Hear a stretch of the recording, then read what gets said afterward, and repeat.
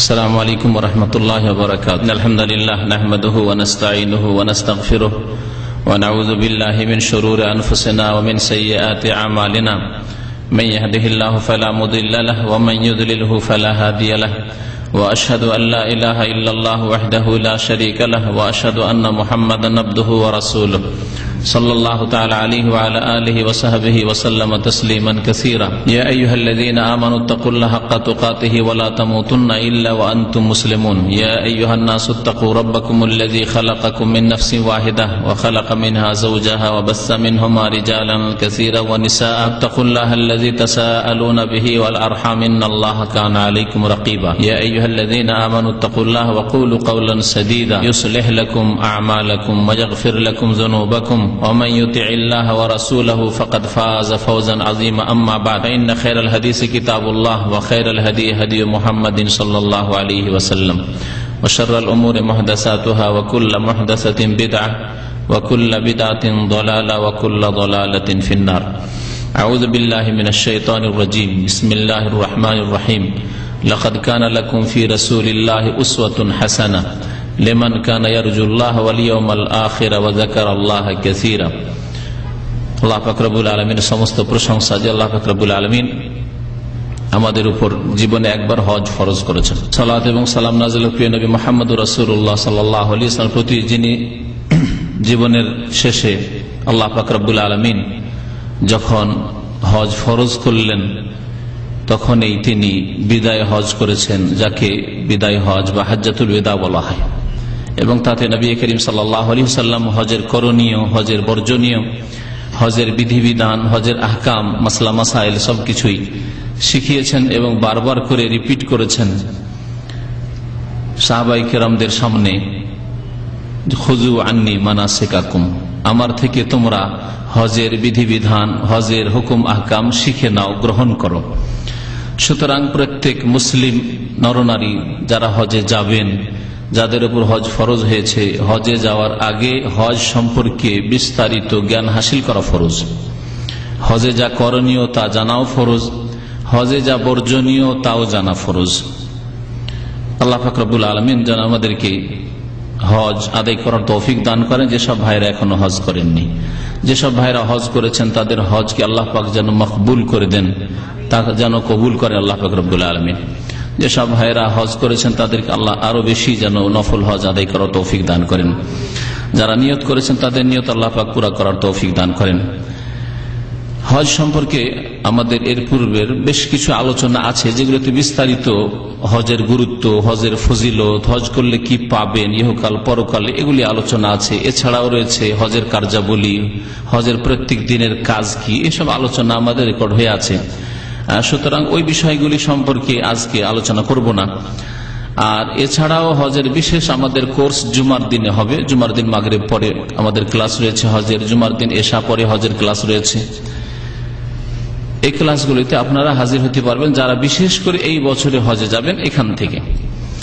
আর হজ সম্পর্কে যে বিষয়গুলি সম্পর্কে আমাদের আলোচনার প্রয়োজন, এখন যে দিকগুলি আলোচনা করা আমাদের বাকি আছে, যদিও আনুষঙ্গিক আলোচনায় সেই আলোচনাগুলি এসেছে কিন্তু বিস্তারিত আলোচনা হয়নি, তার একটি দিক হচ্ছে হজের ভুল ত্রুটি।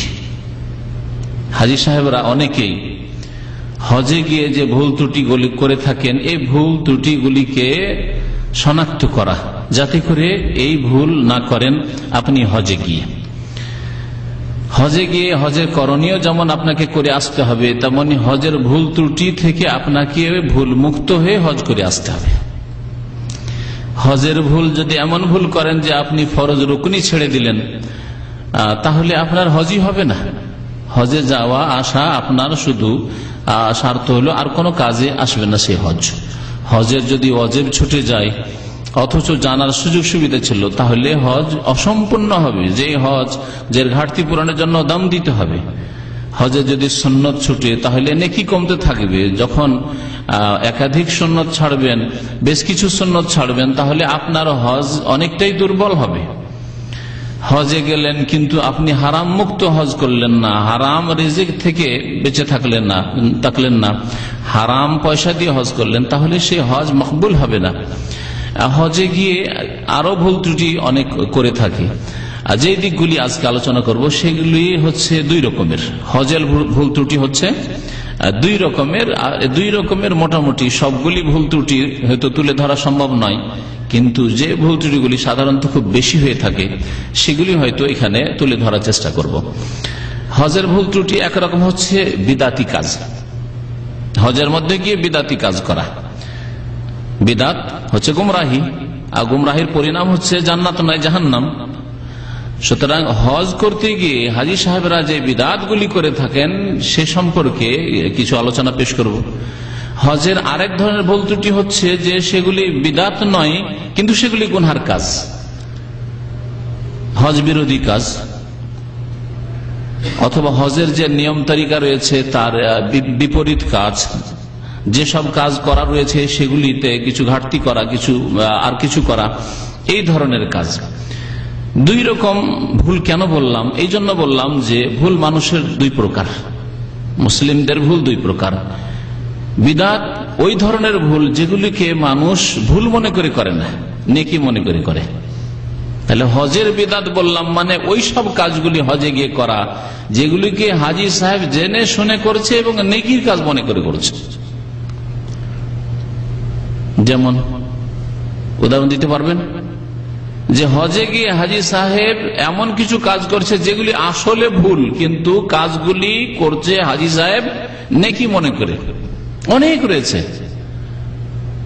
তার মধ্যে কাবা শরীফের যেখানে সেখানে চুমন দাও, কি এটাকে হাজী নেকি মনে করে না? যে কাবা ঘর সবটাই চুমো দেওয়ার মতো, শুধু হাজরে আসওয়াদ দেখি, আরে যেখানে পাবো সেটাই চুমো দেওয়ার মতো। তাহলে এটাকে কি বলবেন?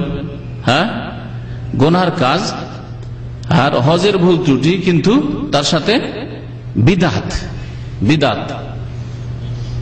কারণ হাজী সাহেব এটাকে নেকি মনে করে করছে। হজে গিয়ে কঙ্কর মারতে হবে, কঙ্কর নামের জুতা স্যান্ডেল মারা। হ্যাঁ, হাজী সাহেব জুতা স্যান্ডেল মারে মানে জাহিল হাজী। হ্যাঁ, নেকির কাজ মনে করে শয়তানকে মারছি। এক তো বিশ্বাসে এক বিদাত ঢুকে আছে, মারছি কাকে? শয়তানকে। আর শয়তানকে মারো ছোট পাথরে হবে কি শয়তানের? এই ছোট খাটো কঙ্কর দিয়ে পাথর দিয়ে হবে কি শয়তানের? সুতরাং জুতো স্যান্ডেল মারি, এই জুতো স্যান্ডেল মারছে নেকির কাজ মনে করে। তাহলে এগুলি হচ্ছে হাজীদের ভুল, কিন্তু বিদাত ভুল, এমন ভুল যেগুলি বিদাত। ধর্ম মনে করে, নেকির কাজ মনে করে, সওয়াবের আশাই করছে। এরকম বহু ভুল আছে যেগুলির কিছু আপনাদের সামনে তুলে ধরবো ইনশাআল্লাহ। আর হজে আরেক ধরনের ভুল আছে যেগুলি নেকির কাজ মনে করে না, কিন্তু অজ্ঞতার কারণে করছে, অথবা অন্ধ অনুকরণের কারণে করছে। অজ্ঞতা জানেও না, আর মনে করছে যে সামনে যাদের দেখছি ওরা তো আমার চেয়ে বেশি জানে। একজন মূর্খ লোক হজে গিয়েছে, আমি তো বেশি কিছু জানি না। আর একজন দাড়িওয়ালা লোক দেখছে, আরে দাড়িওয়ালা মানে আমার চেয়ে বেশি জানে নিশ্চয়, হুজুর। আমাদের দেশে দাড়িওয়ালা দেখলে হুজুর, আমাদের দেশে কেন, আরে আরবরাও আজকাল দাড়িওয়ালা দেখলে ফতোয়া জিজ্ঞেস করে। দাড়িওয়ালা দেখলেই ফতোয়া জিজ্ঞাসা করে, ওর জানার প্রয়োজন নেই যে দাড়িওয়ালার মধ্যে এলেম আছে কি নেই। দাড়ির সাথে হয়তো ভিতরে কোনো এলিমই রাখে না কোরআন এবং হাদিসের, ও জিজ্ঞাসা করে। কারণ আজকাল একটা ধারণা মুসলিমদের মধ্যে তৈরি হয়েছে, দাড়ি রাখবে কি যারা হুজুর মাদ্রাসা পড়া, দাড়িটা ওই মাদ্রাসায় সীমিত। ব্যাস, দাড়ি মুসলিমকে রাখতে হবে নাই, দাড়ি মাদ্রাসা পড়েছে দাড়িটা রাখতে হবে। আর বাকি স্কুল কলেজ ইউনিভার্সিটি পড়লে আবার না পড়াশোনা করলে এমনি মুসলমান হলে দাড়ি রাখার কোনো প্রয়োজন করে না। আরবদের মধ্যে এই ভ্রান্ত বিশ্বাস কাজ করছে, যার ফলে ওই দাড়িওয়ালা দেখলেই মশলা জিজ্ঞেস করে। জানে না যে সে আলেম না জালেম, জাহেল, কিছুই জানে না ইসলাম সম্পর্কে, কোরআন হাদিস সম্পর্কে, দলিল প্রমাণ সম্পর্কে। তারপর জিজ্ঞাসা করে, যে জিজ্ঞাসা করে সেও গুনাহগার, আর যে ফতোয়া দিবে সেও গুনাহগার। ফাদাল্লু আদাল্লু, নিজেও পথভ্রষ্ট এবং অন্যকে পথভ্রষ্ট করবে যারা এইরকম ফতোয়া দিয়ে থাকে যে হালত অজ্ঞতার সাথে। তো বলছিলাম যে বেশ কিছু ভুল ত্রুটি হয়ে থাকে যেগুলো নেকির আশাই তো করেন না, কিন্তু অন্ধ অনুকরণে দেখা দেখি করে আর ভুল করে। লোকজনকে দেখছে যে আরাফার মাঠ থেকে মাগরিবের আগে সব টান দিয়ে চলে আসছে, হাজার হাজার লোক যাচ্ছে, আরে সবাই চলে যাচ্ছে, রাস্তায় ভিড় বার হয়েছে, আমি যাই। এটাকে নেকি মনে করে না, ভাবছে যে এটাই ঠিক আছে, অসুবিধা কি। অথচ সেই ব্যক্তি একটা ওয়াজিব ছেড়ে দিল। এইরকম বেশ কিছু ভুল অনেকে করে থাকে। নবী করিম সাল্লাল্লাহু আলাইহি ওয়াসাল্লাম আমাদের জন্য জীবনের প্রতিটি ক্ষেত্রে উত্তম আদর্শ, না তার চাইতে ভালো কোন আদর্শ আমাদের আছে? আছে? আল্লাহ পাক রব্বুল আলামিন এই সার্টিফিকেট দিয়েছেন রাসূলুল্লাহ সাল্লাল্লাহু আলাইহি ওয়াসাল্লামকে। সূরা আহজাবের আয়াত নম্বর 21-এ মহান আল্লাহ ইরশাদ করেছেন, লাকাদ কানা লাকুম ফি রাসূলিল্লাহি উসওয়াতুন হাসানাহ, নিশ্চয়ই তোমাদের জন্য রয়েছে ফি রাসূলিল্লাহ, আল্লাহ পাকের রাসূল সাল্লাল্লাহু আলাইহি ওয়াসাল্লামের মধ্যে উসওয়াতুন হাসানাহ, উত্তম আদর্শ। উত্তম আদর্শ একমাত্র রাসূলুল্লাহ সাল্লাল্লাহু আলাইহি ওয়াসাল্লাম। অন্যের কথা নিতে হয় তাহলে রাসূলুল্লাহ সাল্লাল্লাহু আলাইহি ওয়াসাল্লামের কাছ থেকে প্রমাণিত হইতে হবে সেই কথা। আল্লাহর দ্বীন বলে যদি নিতে হয়, আল্লাহর সন্তুষ্টির রাস্তা মনে করে যদি নিতে হয়, আল্লাহ পাকের নৈকট্য লাভের উপায় মনে করে যদি নিতে হয়, কারো কাছ থেকে নেবেন, কিন্তু তার শর্ত হচ্ছে যে তা প্রমাণিত হইতে হবে যে তা নবী করিম সাল্লাল্লাহু আলাইহি ওয়াসাল্লামের তার উপর সমর্থন রয়েছে, কোরআনে কারিমে রয়েছে অথবা রাসূলুল্লাহ সাল্লাল্লাহু আলাইহি ওয়াসাল্লামের হাদিসে রয়েছে। আল্লাহ পাক বলছেন তোমাদের জন্য উত্তম আদর্শ আল্লাহ ও রাসূল সাল্লাল্লাহু আলাইহি ওয়াসাল্লামের মধ্যে রয়েছে। লিমান কানা ইয়ারজুল্লাহ, ওই সব ব্যক্তিরা রাসূলুল্লাহ সাল্লাল্লাহু আলাইহি ওয়াসাল্লামকে উত্তম আদর্শ হিসাবে বিশ্বাস করবে, তার স্বীকৃতি দান করবে এবং তার বাস্তবায়ন করবে। লিমান কানা ইয়ারজুল্লাহ, যারা আল্লাহ প্রতি বিশ্বাসী, আল্লাহর সাথে সাক্ষাতে আশাবাদী, আল্লাহর সাথে সাক্ষাতে আশাবাদী, আল্লাহর কাছে আশা রাখে। মানুষ মওতের পরে আল্লাহর কাছে কে আশা রাখে বলুন তো দেখি? হ্যাঁ, মওতের পরে আল্লাহর কাছে কে আশা রাখে? একমাত্র মুসলিম। কে আশা, কিসের আশা রাখে বলছি না, কি আশা রাখে বলে, কে আশা রাখে? একজন মুসলিম আশা রাখে যে মওতের পরে আমি যদি ঈমান নেক আমলের অবস্থা যাই তাহলে আল্লাহর কাছে পাবো, জান্নাত পাবো, সুখ পাবো, নাজাত পাবো। কার কাছে আশা রাখে? আল্লাহ পাকের কাছে। লিমান কানা ইয়ারজুল্লাহ, যেই ব্যক্তি আল্লাহর কাছে আশা রাখে তাহলে মুসলিম। পক্ষান্তরে কাফের মুশরিক সে আল্লাহর কাছে আশা রাখে না, আল্লাহর প্রতি বিশ্বাস নেই, পরকালের প্রতি বিশ্বাস নেই, অথবা আল্লাহর সাথে শিরক করে থাকে, সুতরাং আল্লাহর কাছে আশা রাখে না, সে দেবী দেবতার কাছে আশা রাখে, অথবা পীর মুর্শিদের কাছে, ওই কবর মাজারের কাছে আশা রাখে যে আমার পীর আমাকে বাবা জান্নাতে নিয়ে যাবে, বাবা আমাকে উঠিয়ে নিয়ে যাবে, বাবা আমাকে একা ছেড়ে যাবে না। তাহলে মান কানা ইয়ারজুল্লাহ নয়, সে আল্লাহর কাছে আশা রাখে না। নবী করিম সাল্লাল্লাহু আলাইহি ওয়াসাল্লাম ওই সব লোকের জন্য উত্তম আদর্শ, আর ওরাই উত্তম আদর্শ হিসাবে মেনে নিতে পারে যে ব্যক্তি আল্লাহর কাছে আশা রাখে, আল্লাহর সাথে সাক্ষাতের আশা রাখে, আল্লাহর কাছে সওয়াব পাবো, নেকি পাবো এর আশা রাখে, আল্লাহ পাকের কাছে জবাব দিতে হবে এই আশা রাখে, আল্লাহ পাক রব্বুল আলামিনের প্রতি ঈমান এবং নেক আমলের অবস্থায় যদি মারা যায় আল্লাহ পাকের কাছে জান্নাতের আশা রাখি, আল্লাহ পাক নাজাত দেবেন জাহান্নাম থেকে এর আশা রাখি, ওয়াল ইয়াউমুল আখির এবং পরকাল সম্পর্কে আশাবাদী, যে পরকাল রয়েছে, বিশ্বাস রয়েছে এর উপর, এবং পরকালে মুমিন মুত্তাকি আল্লাহ ভীরুদের জন্য রয়েছে জান্নাত, আর কাফির মুশরিকের জন্য, মুনাফিকদের জন্য রয়েছে, বদামল যারা পাপিষ্ঠ তাদের জন্য রয়েছে জাহান্নাম। আল্লাহ কাসীরা, এবং যারা আল্লাহকে বেশি বেশি স্মরণ করে, যারা আল্লাহ পাক রব্বুল আলামিনকে স্মরণ করে তারা পাপে লিপ্ত হয়নি। আল্লাহকে স্মরণ করার মুখে মন্ত্রের স্মরণ নয়, অন্তর থেকে সর্বদা যদি আল্লাহ পাককে স্মরণ রাখে, আল্লাহ পাক আমার রব, আল্লাহ পাক আমার সৃষ্টিকর্তা, আল্লাহ পাক আমার রিজিক দাতা, আল্লাহ পাক রব্বুল আলামিন আমাকে এত সুন্দর মানুষ করেছেন, আমাকে মুমিন মুসলিমের ঘরে পয়দা করেছেন, তাহলে কি করে আল্লাহ পাক রব্বুল আলামিন সবসময় আমাকে দেখছেন, আল্লাহর সামনে কি করে আমি নাফরমানি করব, আল্লাহর সামনে আমি কি করে গুনাহ করব। আল্লাহ কাসীরা, যত বেশি আল্লাহ পাককে স্মরণ রাখবে এইভাবে তত বেশি গুনাহ মুক্ত জীবন যাপন করবে। তো এই আয়াত প্রমাণ করে যে উত্তম আদর্শ একমাত্র রাসূলুল্লাহ সাল্লাল্লাহু আলাইহি ওয়াসাল্লাম। সুতরাং হজের ক্ষেত্রে এখন এই আয়াতকে ফিট করেন যে হজের বিধিবিধান একমাত্র নিতে হবে রাসূলুল্লাহ সাল্লাল্লাহু আলাইহি ওয়াসাল্লাম থেকে। রাসূলুল্লাহ সাল্লাল্লাহু আলাইহি ওয়াসাল্লাম যা করেছেন তাই করবেন আপনি, যা তিনি করেননি আপনি যদি বাড়ান তাহলে ওর নাম হবে বিদআত।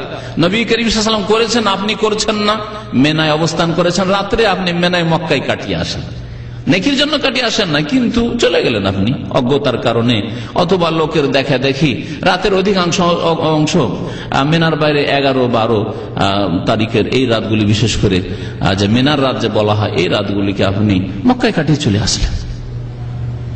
তাহলে আপনি ঘাটতি করলেন। তাহলে ঘাটতি করাও গুনার কাজ আর বাড়তি করাও গুনার কাজ। সাধারণত বাড়াইলে বিদাত হয় আর কমিয়ে দিলে গুনার কাজ হয়, যেগুলো ফাসিকি কাজ, আর বিদাতি কাজও ফাসিকি কাজ, কারণ বিদাতও কাবিরা গুনাহ। সুতরাং এই দুই রকমের ভুল থেকে আমাদেরকে বাঁচার জন্য ভুলগুলি সম্পর্কে জানতে হবে যে হাজী সাহেবরা কি ভুলগুলি করে থাকে। সূরা আলে ইমরান আয়াত নম্বর 31-এ আল্লাহ পাক রব্বুল আলামিন ইরশাদ করছেন যে কুল ইন কুনতুম তুহিব্বুনাল্লাহ ফাত্তাবিউনি ইউহিব্বুকুমুল্লাহ। হে নবী, তুমি বলে দাও, ইন কুনতুম তুহিব্বুনাল্লাহ, তোমরা যদি আল্লাহ পাককে ভালোবাসো। এটা হচ্ছে দাবি। তাহলে আমরা আল্লাহকে ভালোবাসি, তাই না? আমাদের দাবি নেই। আপনাকে যদি জিজ্ঞাসা আল্লাহকে ভালোবাসেন, কি বলবেন? ভালোবাসি।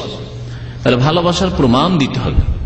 ফাত্তাবিউনি, আল্লাহ পাক বলেন এর প্রমাণ দাও, লোকদেরকে বলে দাও, মানুষকে জানিয়ে দাও যে ফাত্তাবিউনি, তাহলে আমি মুহাম্মদ সাল্লাল্লাহু আলাইহি সাল্লাম বলছি যে আমার অনুসরণ করো।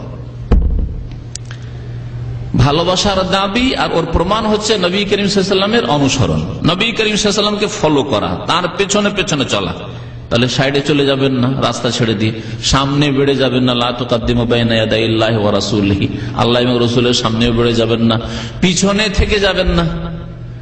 সবগুলো কিন্তু অনুসরণের পরিপন্থী। অনুসরণ মানে পিছনে পিছনে থাকা। এই জন্য উর্দু ভাষায় ওকে বলে নকশে কদম পর চলনা, মানে কদমের যে নকশাটা পড়ছে, পায়ের ধাপটা পড়ছে, ছাপ, তার পিছনে পিছনে চলা। সামনে বেড়ে যাওয়া মানে বিদাতি কাজ করা। নবী সাল্লাল্লাহু আলাইহি ওয়াসাল্লাম করেননি, বলেননি, আর আপনি করছেন বিদাতি কাজ। অনেক পিছনে থেকে যাওয়া মানে নবী সাল্লাল্লাহু আলাইহি ওয়াসাল্লাম বিরোধিতা করা। নবী করিম সাল্লাল্লাহু আলাইহি ওয়াসাল্লাম যেভাবে করলেন ওইভাবে না করে অনেক পিছনে থেকে গেলেন। হচ্ছে ফরজ ওয়াজিব ছেড়ে দেওয়া, সুন্নত ছেড়ে দেওয়া হজের ক্ষেত্রে, এগুলি হচ্ছে নবী সাল্লাল্লাহু আলাইহি ওয়াসাল্লাম থেকে পিছনে থেকে যাওয়া। এই জন্য নামাজের ক্ষেত্রে দেখবেন নবী সাল্লাল্লাহু আলাইহি ওয়াসাল্লাম ইক্তিদা করতে বলেছেন, ইমামের পেছনে পিছনে থাকতে বলেছেন। সামনে বাড়াও হারাম, আর অনেক পিছনে থাকা। রুকু শেষ হয়ে যাচ্ছে আর আপনি এখনো দাঁড়িয়েই আছেন। রুকু শেষে সিজদায় চলে গেছে আর আপনি এখনো রুকুতে একটু তাসবিহ করি না, চলবে না। এত পিছনে থাকা চলবে না। ঠিক ঠিক শরীয়তের ব্যাপারটি ওই রকমই।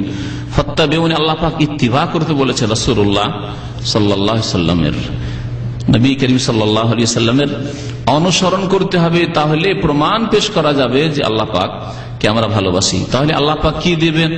আল্লাহর ভালোবাসার দাবি করলেন, তার প্রমাণ আল্লাহ চাইলেন, প্রমাণ পেশ করলেন যে আমি নবী করিম সাল্লাল্লাহু আলাইহি ওয়াসাল্লামের অনুসরণ করি, নবীর তরিকা মোতাবেক চলি, ওর বাইরে আমি যাই না। আল্লাহ পাক বলেন ইউহিব্বুকুমুল্লাহ, আল্লাহ তোমাদের ভালোবাসবেন, আল্লাহ তোমাদের ভালোবাসবেন। তা আল্লাহ ভালোবাসার দাবি করলেন আর প্রমাণ পেশ করলেন সত্যিকার ভালোবাসেন, তাহলে আল্লাহ পাকও ভালোবাসা দেবেন। আর অতিরিক্ত কে দেবেন? কি দেবেন? ভালোবাসা ছাড়া, ভালোবাসার বদলে ভালোবাসা পেলেন। ওয়াগফির লাকুম যুনুবাকুম, আল্লাহ তোমাদের গুনাহ মাফ করে দেবেন। দেখছেন, আমরা কিন্তু বদল দিই। কেউ যদি 1000 টাকা দেয় ধার, আপনি 1000 টাকা দেন, বেশি না। কেউ যদি এক সপ্তাহ খেতে ডাকে, একটা পার্টি দেয়, একবার ডেকেছে, কমপক্ষে একবার ডাকতে হবে। একবারই ডাকবেন, দ্বিতীয়বার নয়, তাই না? আর কেউ যদি কখন না খাওয়াই থাকে, কখনো খাওয়াবেন না, যে খাওয়াইছে তাকে খাওয়াবেন। আল্লাহ পাক রব্বুল আলামিন বেশি দিচ্ছেন, এবং আপনার মহব্বত আল্লাহ পাকের মহব্বতে, যেমন সৃষ্টি আর স্রষ্টার পার্থক্য, তেমনি আল্লাহর মহব্বত আর আপনার মহব্বতে পার্থক্য। কারণ আপনার মহব্বত, আপনি আল্লাহকে ভালোবাসেন, আপনি সৃষ্টি আল্লাহ পাক রব্বুল, আপনার মহব্বত সীমিত। আল্লাহ পাক রব্বুল আলামিন ইউহিব্বুকুমুল্লাহ, আপনাকে আমাকে ভালোবাসবেন যদি নবী করিম সাল্লাল্লাহু আলাইহি ওয়াসাল্লাম অনুসরণ করেন। আল্লাহ পাক স্রষ্টা, সুতরাং স্রষ্টার মহব্বত স্রষ্টার মতো, খালেকের মতো। এবং তার সাথে সাথে অতিরিক্ত আল্লাহ পাক বকশিশ দেবেন, তা হচ্ছে ওয়াগফির লাকুম যুনুবাকুম, তোমাদের গুনাহগুলিকে আল্লাহ পাক মাফ করে দেবেন।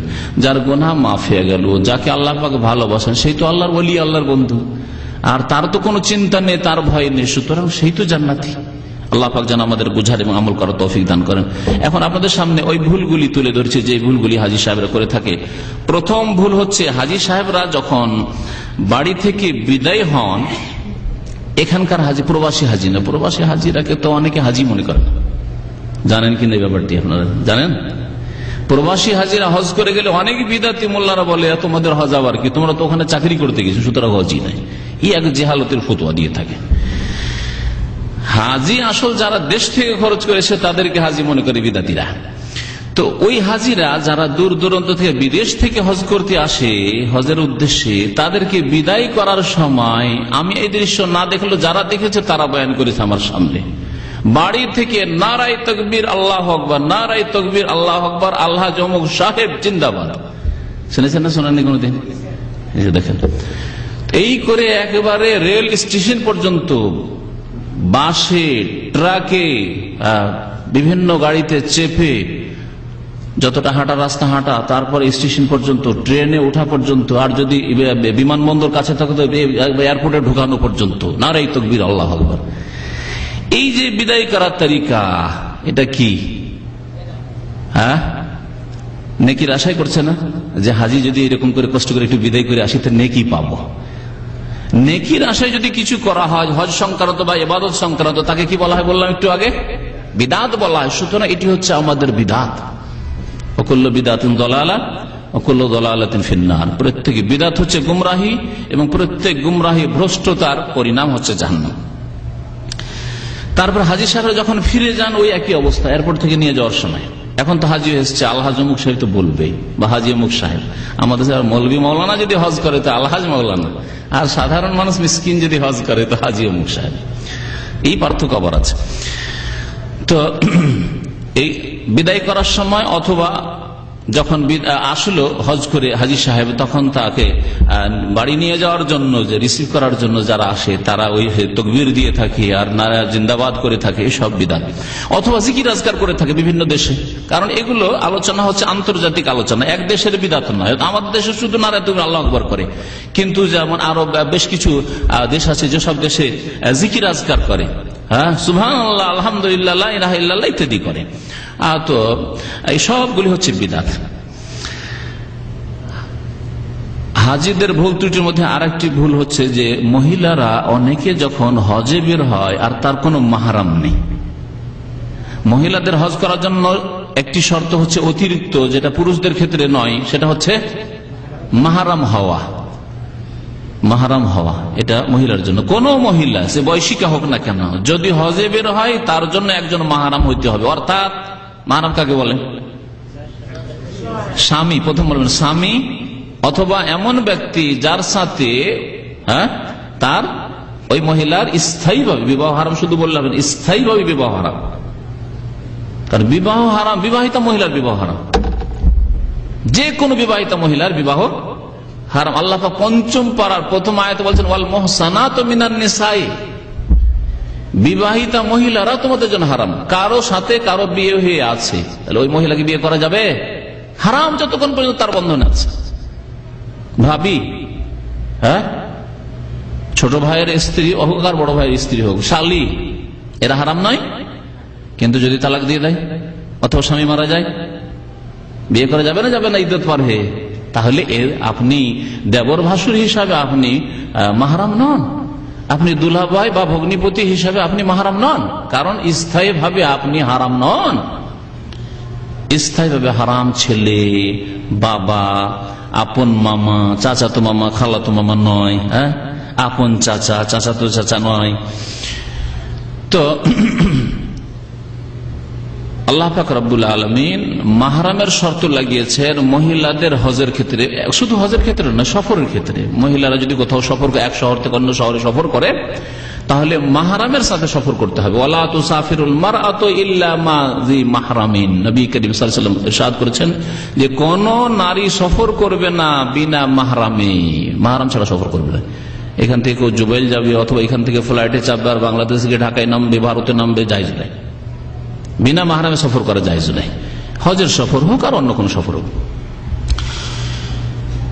এখন হজ করতে বেরিয়েছে মহিলা, কিন্তু মাহরাম নেই, করে কি বলতে পারেন? কি করে? কারো জানা আছে?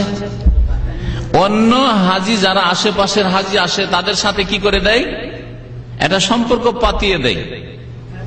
হ্যাঁ, শুধু খালো না, হ্যাঁ, ধর্ম ওর কি বলে, কি ধর্ম? ধর্ম ভাই, ধর্ম বাপ, ধর্ম বেটা, হ্যাঁ, ধর্ম ছেলে, হ্যাঁ, এসব করে দেয়। এইসব শয়তানি কাজ হয় যেগুলি হারাম, যেগুলি হারাম। ধর্মের শব্দটি ব্যবহার করে লাগিয়ে দিল যাতে মানুষ মানে আসলেই তো এই ধর্ম বোন এটা। আমি একটা এমন ঘটনা জানি যে ধর্ম মেয়ে লাগিয়েছিল আমাদের রাজশাহী আর ও চাঁপাইনবাবগঞ্জের ভাষায় মেয়েকে বেটি বলে, ধর্মে বেটি লাগিয়েছিল। ধর্মে বেটি লাগিয়ে ওর বাড়িতে যাতায়াত করতো আর কিছুদিন পরে ওকে বিয়ে করে ফেলল। তার মানে গোলমাল হয়েছে, লাভ প্রেম হয়ে গেছে, এখন আর উপায় নেই, থাকা যাচ্ছে না, আর বিয়েটা করে দিল, যাক ঠান্ডা হয়ে গেল। তো এই হচ্ছে ধর্ম মেয়ে, ধর্ম বাবা, ধর্ম ইত্যাদি লাগানো। এটি প্রথম কথা হারাম। কারো সাথে এইরকম আত্মীয়তা পাতিয়ে নিলেন অথচ আত্মীয়তা এতে মাহরাম হয় না, এতে মাহরাম হয় না। আল্লাহ পাক রব্বুল আলামিন এইরকম সফর হারাম করেছেন। আর এইরকম আত্মীয়তাও জায়েজ নাই। এইরকম আত্মীয়তা পাতানো আত্মীয়তা হচ্ছে মানব রচিত বিধান। আজকাল একসাথে মানব রচিত বিধান সরকারের বিরুদ্ধে শুধু ব্যবহার করে, আর নিজেরা বাড়িতে মানব রচিত বিধান তৈরি করে বসে আছে। হ্যাঁ, নিজেরা সমাজে যখন ওই সালিস করে বিচার করে মানব রচিত বিধান দিয়ে, নিজের ওই মন্ডল মাতাব্বর দিয়ে বিচার করে, ওগুলো মানব রচিত বিধান নাই। এই যে ধর্ম বোন পাতিয়ে দিলেন, ধর্ম মেয়ে পাতিয়ে দিলেন, আর ধর্ম মা পাতিয়ে দিলেন, এগুলো মানব রচিত বিধান নাই। শুধু নজর আসে বড় বড় গুলো, না এগুলো ছোটগুলো নজর আসে না। এগুলো ছোট অপরাধ না, ওই রকমই বড় অপরাধ। কারণ আল্লাহ পাক যা নাজিল করেননি আর সেই রকম কিছু তৈরি করে নেওয়ার নামই হচ্ছে মানব রচিত বিধান। এক মহিলা যাচ্ছে, হজে যাচ্ছে, আর ওর মাহরাম নাই। ওর স্বামী আছে, হয়তো স্বামী যেতে পারছে না, স্বামী আছে, অথবা স্বামী নেই, স্বামী মারা গেছে, বিধবা হয়ে আছে। বিয়েটা শুধু কিসের জন্য? হজের জন্য। যে যতদিন থাকবে, 1 মাস থাকবে, 1 মাসের জন্য বিয়ে করলাম। আর হজ থেকে ফিরে গেল, মাসালামা। শিয়াদের মোতাবিয়ের মধ্যে, শিয়া রাফেজিদের এক ব্যভিচারের জেনার বিয়ে আছে, আর বড় সওয়াবের কাজ। একবার করলে হযরত হুসেনের মর্যাদা নাকি পায়, আর 2বার করলে হাসানের মর্যাদা পায়, 3বার করলে হযরত আলীর মর্যাদা তারা পেয়ে যায়। তাদের ধর্মীয় কিতাব আছে, কোনো বড় কথা নাই। তো এইরকম অনেক দেশে মূর্খ হাজিরা মহিলাদেরকে হজে নিয়ে আসার জন্য, অথবা তাদের এজেন্টরা, মুআল্লিমরা, এই জালেমরা, এরা এইরকম বিয়ে পাতায়, যে বিয়ে করিয়ে দিলাম হজ করার জন্য, মাহরাম হয়ে গেল, স্বামী হয়ে গেল। হজের বিদাতগুলিকে আরেক ভাগে ভাগ করতে পারি, কারণ অনেক বিদাতি রয়েছে। এই ভাগগুলি যদি আপনার সামনে থাকে তাহলে আপনি নিজেও ধরতে পারেন অনেক সময় যে এই জিনিসগুলি বিদাত। অন্তরের বিদাত মানে ধারণা, বিশ্বাসের বিদাত। হ্যাঁ, বিশ্বাসের বিদাত। তারপরে বিদাত কৌলিয়া, বাচনিক বিদাত, কথার বিদাত। আর হচ্ছে বিদাতে আমালিয়া, আমলের বিদাত। আকীদার বিদাত, আর কথার বিদাত, আমলের বিদাত। এই 3 রকম বিদাত আপনি পাবেন যে কোনো আমলের ক্ষেত্রে। তার মধ্যে একটি বিদাত বাচনিক বিদাত, হচ্ছে নিয়ত উচ্চারণ করা। হজ অথবা উমরার শুরুতে নিয়ত উচ্চারণ করা, আল্লাহুম্মা ইন্নী নাওয়াইতুল উমরাতা, আল্লাহুম্মা ইন্নী নাওয়াইতুল হাজ্জাতা ফায়াসসিরহু লি বা ফায়াসসিরহা লি, ইত্যাদি ইত্যাদি। যেমন নাওয়াইতু আনাসুমা, রোজাতে নিয়ত করার বিদাত আছে, তেমনি হজেও এক শ্রেণীর লোকেরা এই বিদাতি নিয়ত তৈরি করেছে। না, নিয়ত পড়া কোন ইবাদত বন্দেগীতে নেই। নিয়ত হচ্ছে অন্তরের কাজ, সুতরাং অন্তর দিয়ে সংকল্প করা, মানে দৃঢ় ইচ্ছা করার নাম হচ্ছে নিয়ত। এটি হচ্ছে আবিধানিক অর্থ, আর এটি হচ্ছে শরীয়তি অর্থ, আর এটি হচ্ছে নিয়ত। এই জন্য কোন ফিকহের কিতাবে পর্যন্ত, কোরআন হাদিস তো বাদ দেন, নবী সাল্লাল্লাহু আলাইহি ওয়াসাল্লামের সুন্নাত, সাহাবায়ে কেরামের সুন্নাত, তাবেঈনদের আদর্শ, আইম্মায়ে কেরাম, 4 ইমাম রাহমাতুল্লাহি আলাইহিম আজমাইন, তাদের ছাড়া ফিকহের কিতাবগুলি যে অনেক পরে লেখা হয়েছে, কুদুরি, বেকায়া আর হিদায়া, সেগুলি তো নিয়ত পড়ার কথা নেই। ইয়ানভি নাওয়া, ইয়ানভি নিয়ত করবে, আর নিয়ত করা অন্তরের কাজ। সুতরাং একজন হাজী সাহেব যখন মিকাতে আসছে, মিকাতে পৌঁছে গেছে, আর এখন গোসল করতে যাচ্ছে, গোসল করলো, সবগুলি তো ওই নিয়তি করছে। গোসল করা শেষ হলো, এখন ইহরামের কাপড় পরলো পুরুষ মানুষ অথবা মহিলা, প্রস্তুত হইল, তারপরে গাড়িতে আসলো, এই হচ্ছে নিয়ত। বাকি লাব্বাইক বলা, লাব্বাইক উমরা করলে, লাব্বাইক হাজ্জে তামাত্তু করলে, মিকাত থেকে লাব্বাইক উমরাতান ওয়া হাজ্জাতান, হজ্জে কিরান করলে, যদি হজ্জে ইফরাদ করে লাব্বাইক হাজ্জাতান বলা। আল্লাহ হাজির হয়েছি উমরার উদ্দেশ্যে, হাজির হয়েছি হজ উমরা দুটোর উদ্দেশ্যে একসাথে, কিরানের উদ্দেশ্যে, আল্লাহ হাজির হয়েছি শুধু হজের উদ্দেশ্যে, এটা নিয়ত পড়া নাই। কারণ এখানে অনেক বিদাতি মোল্লারা ধোকা দেয় যে দেখো তো হজের ক্ষেত্রে নিয়ত আছে, নিয়ত আছে। নবী করিম লাব্বাইক শিখিয়েছেন, নয় তো শিখাননি। সুতরাং আপনাকে বাড়াবার অধিকার কোথায় যে আল্লাহ নাওয়াইতুল উমরাতা নাওয়াইতুল হাজ্জা বলবেন? বলেন লাব্বাইক হাজ্জান, আল্লাহ আমি হাজির হয়েছি তোমার দরবারে হজের উদ্দেশ্যে। এটা নিয়ত নয়, বরং উলামায়ে কিরাম যারা কোরআন সুন্নাহ অনুসারী তারা বলেছেন এটা হচ্ছে যেহেতু হজ 3 প্রকার, তার নির্ধারণকরণ যে আল্লাহ আমি হজে তামাত্তু করছি অথবা কিরান করছি অথবা ইফরাদ করছি। এবং নবী সাল্লাল্লাহু আলাইহি ওয়াসাল্লাম থেকে এই বাক্য দিয়ে প্রমাণিত, যেহেতু লাব্বাইক দিয়ে সেজন্য বলবেন আপনি, আর তা একবার বলবেন লাব্বাইক উমরা, লাব্বাইক হাজ্জান বা লাব্বাইক উমরাতান ওয়া হাজ্জাত, এইভাবে বলবেন। এটি নিয়ত নয়। তাহলে নিয়ত উচ্চারণ করা এটি হচ্ছে বাচনিক বিদআত, কথার বিদআত। আর আপনার আগের যেগুলি বললাম সেগুলি হচ্ছে কর্মের বিদআত। এইভাবে তালবিয়া পাঠ করা এক আওয়াজে, আজকাল হাজী সাহেবরা যদি একজন তাদের ইমাম হয়ে যায় তালবিয়া পাঠ করার, আর সকলে যদি তার সাথে সুর ধরে পড়ে তাহলে সকলে চিল্লে চিল্লে লাব্বাইক পড়বে।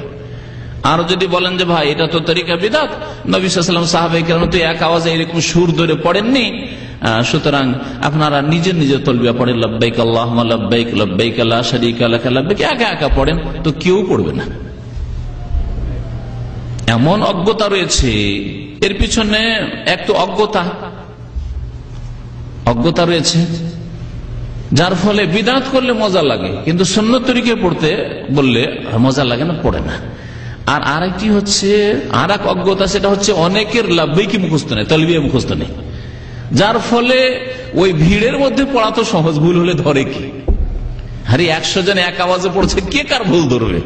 কিন্তু একা একা পড়লে তো ভুল টের পেয়ে যাবে যে কিভাবে পড়ছে না পড়ছে, আর পড়বে না। অধিকাংশ হাজী সাহেবরা এইরকম মূর্খতার সাথে হজে যাচ্ছে, যার ফলে একা একা আর ওই সুন্নতি তরিকায় তালবিয়া পড়তে চায় না। এক সুরে একজন ওই বাসের সামনের দিকে বসে লাব্বাইক আল্লাহুম্মা লাব্বাইক, এরা পিছন থেকে লাব্বাইক আল্লাহুম্মা লাব্বাইক। রাস্তাতে ওইরকম অবস্থা, মেনায় আরাফাতে, আরফা যাওয়ার রাস্তায় কি বিদাতি তরিকাতে লাব্বাইক পড়া, তালবিয়া পড়া।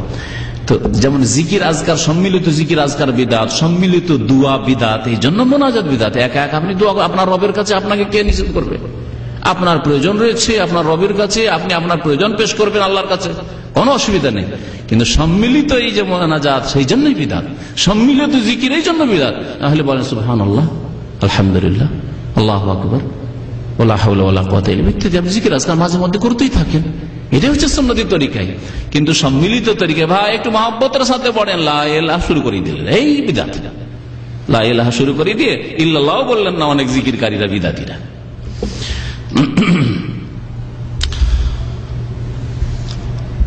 হাজরে আসওয়াদের কাছে চুমন দিতে গিয়ে অনেকে হাত উঠায়, ওখানে গিয়ে রফায়দান করার মতো, নামাজ যেমন রফায়দান না দেখেছেন, আল্লাহু আকবার, আল্লাহু আকবার, বিসমিল্লাহ, আল্লাহু আকবার, রফায়দান করে, এটি বিদআত। এইভাবে নাই, বরং ওখানে গিয়ে যদি চুমন দেওয়া, মুখে চুমন দেওয়া সম্ভব হয় তাহলে এটি সুন্নত। মুখ দিয়ে চুমন দেওয়া যদি সম্ভব না হয় তাহলে হাতে স্পর্শ করে চুমন দেবে। আর তাও যদি সম্ভব না হয় তো হাতের ইশারা, এক হাতে ইশারা করবে, প্রথমবার বলবে বিসমিল্লাহ, আল্লাহু আকবার, তারপর আল্লাহু আকবার, ব্যাস, চুমন দেবে না। আমাদের দেশের হজের বইগুলিতে আমাদের গত সপ্তাহে কোন এক ভাই শোনাচ্ছিলেন যে তাতে লিখেছে যে হাতে ইশারা করে চুমন দেবে না, এটি বিদআত, কারণ এর কোনো প্রমাণ নেই। সুতরাং হজের বই হলেই যে যথেষ্ট না, হজের বই দলিল সম্মত বই হইতে হবে। এই জন্য আপনাদেরকে উপদেশ দেবো যে সৌদি আরবে যে বইগুলি ছাপানো হচ্ছে সেই বইগুলি এখান থেকে নিয়ে যান। আর ফুটপাতে যান, মিসওয়াক বিক্রি করে মসজিদে আর বিক্রি করে, সেই বই কিনতে বলছি না। ওই মিকাতে গেলে আপনি দেখবেন তায়েফে অথবা মদিনার মিকাতে গিয়ে ফুটপাতে বসে কিতাব বিক্রি করে, সেগুলি নেন না। দেখেন ওখানে মিনিস্ট্রি অফ ইসলামিক অ্যাফেয়ার্স এর কাউন্টার আছে, সেখানে ফ্রি বই দেওয়া হচ্ছে, সেই বইগুলি নেন যেগুলি হচ্ছে কোরআন এবং হাদিস সম্বলিত বই। হাজরে আসওয়াদের চুম্বন দেওয়ার জন্য ভিড় করা,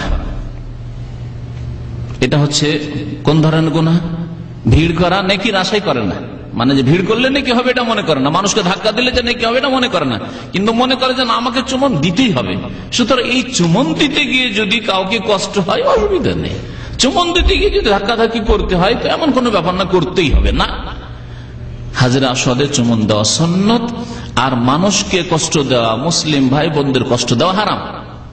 এই সুন্নত আদায় করতে গিয়ে হারাম কাজ করবেন না, কখনো করবেন না। সুতরাং যখন দেখছেন ভিড় রয়েছে, লাইন লেগে যদি সম্ভব হয় তাহলে চুমন দেন, আর না হলে এই একটি সুন্নতের পিছনে এত মরিয়া হবেন না। অনেক সুন্নত রয়েছে এবং এখানে এই চুমন দেওয়া সুন্নতের বিকল্প রয়েছে। বিকল্প হচ্ছে ইশারা করে দেওয়া, আল্লাহু আকবার বলে ইশারা করে দিলেন, টান দিলেন।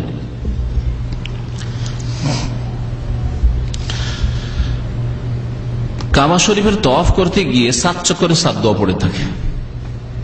বিদাতি বই হজ সম্পর্কে, উমরা সম্পর্কে বিদাতি বই চেনার একটি লক্ষণ আপনাদের বলে দিচ্ছি, যে প্রত্যেক চক্করে একটি করে দোয়া শেখানো আছে। দোয়া উস-শাউতুল আউয়াল, দোয়া উস-শাউতুস সানি, আরবি যদি বই থাকে লেখা থাকবে, আর বাংলা থাকলে প্রথম চক্করের দোয়া, দ্বিতীয় চক্করের দোয়া বা দ্বিতীয় তৃতীয় প্রদক্ষিণের দোয়া ইত্যাদি ভাবে চক্কর বা প্রদক্ষিণ যাই লেখা থাক না কেন এইভাবে লেখা থাকবে, বা তো প্রথম তওয়াফের দোয়া, দ্বিতীয় ইত্যাদি। তো এই যে এক এক চক্করে এক এক দোয়া, এটি নিঃসন্দেহে বিদআত এবং কোন হাদিসে নেই, কোন হাদিসে নেই, মনে রাখবেন। আর কাবা শরীফের চারিদিকে ঘুরতে গিয়ে বিভিন্ন স্থানে কিছু দোয়া আরো আছে যেগুলি সহিহ হাদিসে নেই, সুতরাং সেগুলি করবেন না।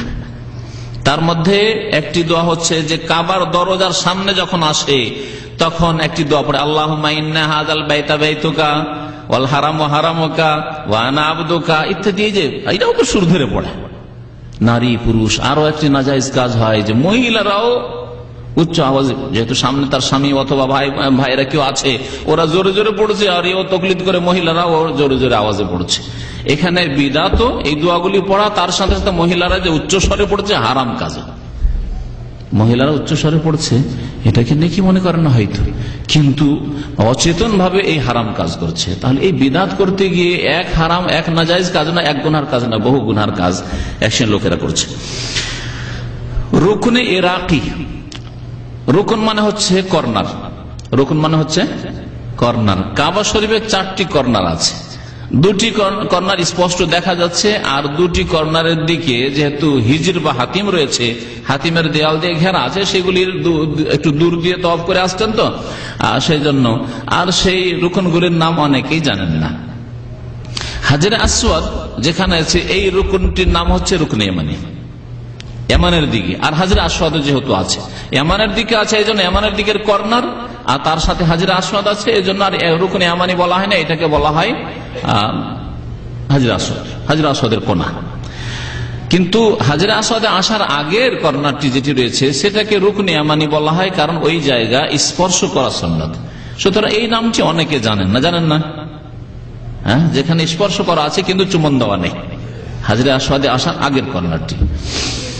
যেখান থেকে শুরু করে হাজরে আসওয়াদের কর্নার পর্যন্ত রব্বানা আতিনা ফিদ দুনিয়া হাসানা ওয়া ফিল আখিরাতি হাসানা ওয়া কিনা আযাবান নার, এই দোয়া পড়া সুন্নাত। এখানে শুধু এই কোরআনী দোয়াটি পড়া সুন্নাত রয়েছে, একাধিকবার পড়তে থাকবেন। আর যেই রুকনগুলি তার অপোজিট দিকে রয়েছে, বিপরীত দিকে রয়েছে, সেই রুকনগুলির আর 2টি নাম আছে। একটি নাম হচ্ছে রুকনে শামি, আর একটি নাম হচ্ছে রুকনে ইরাকি।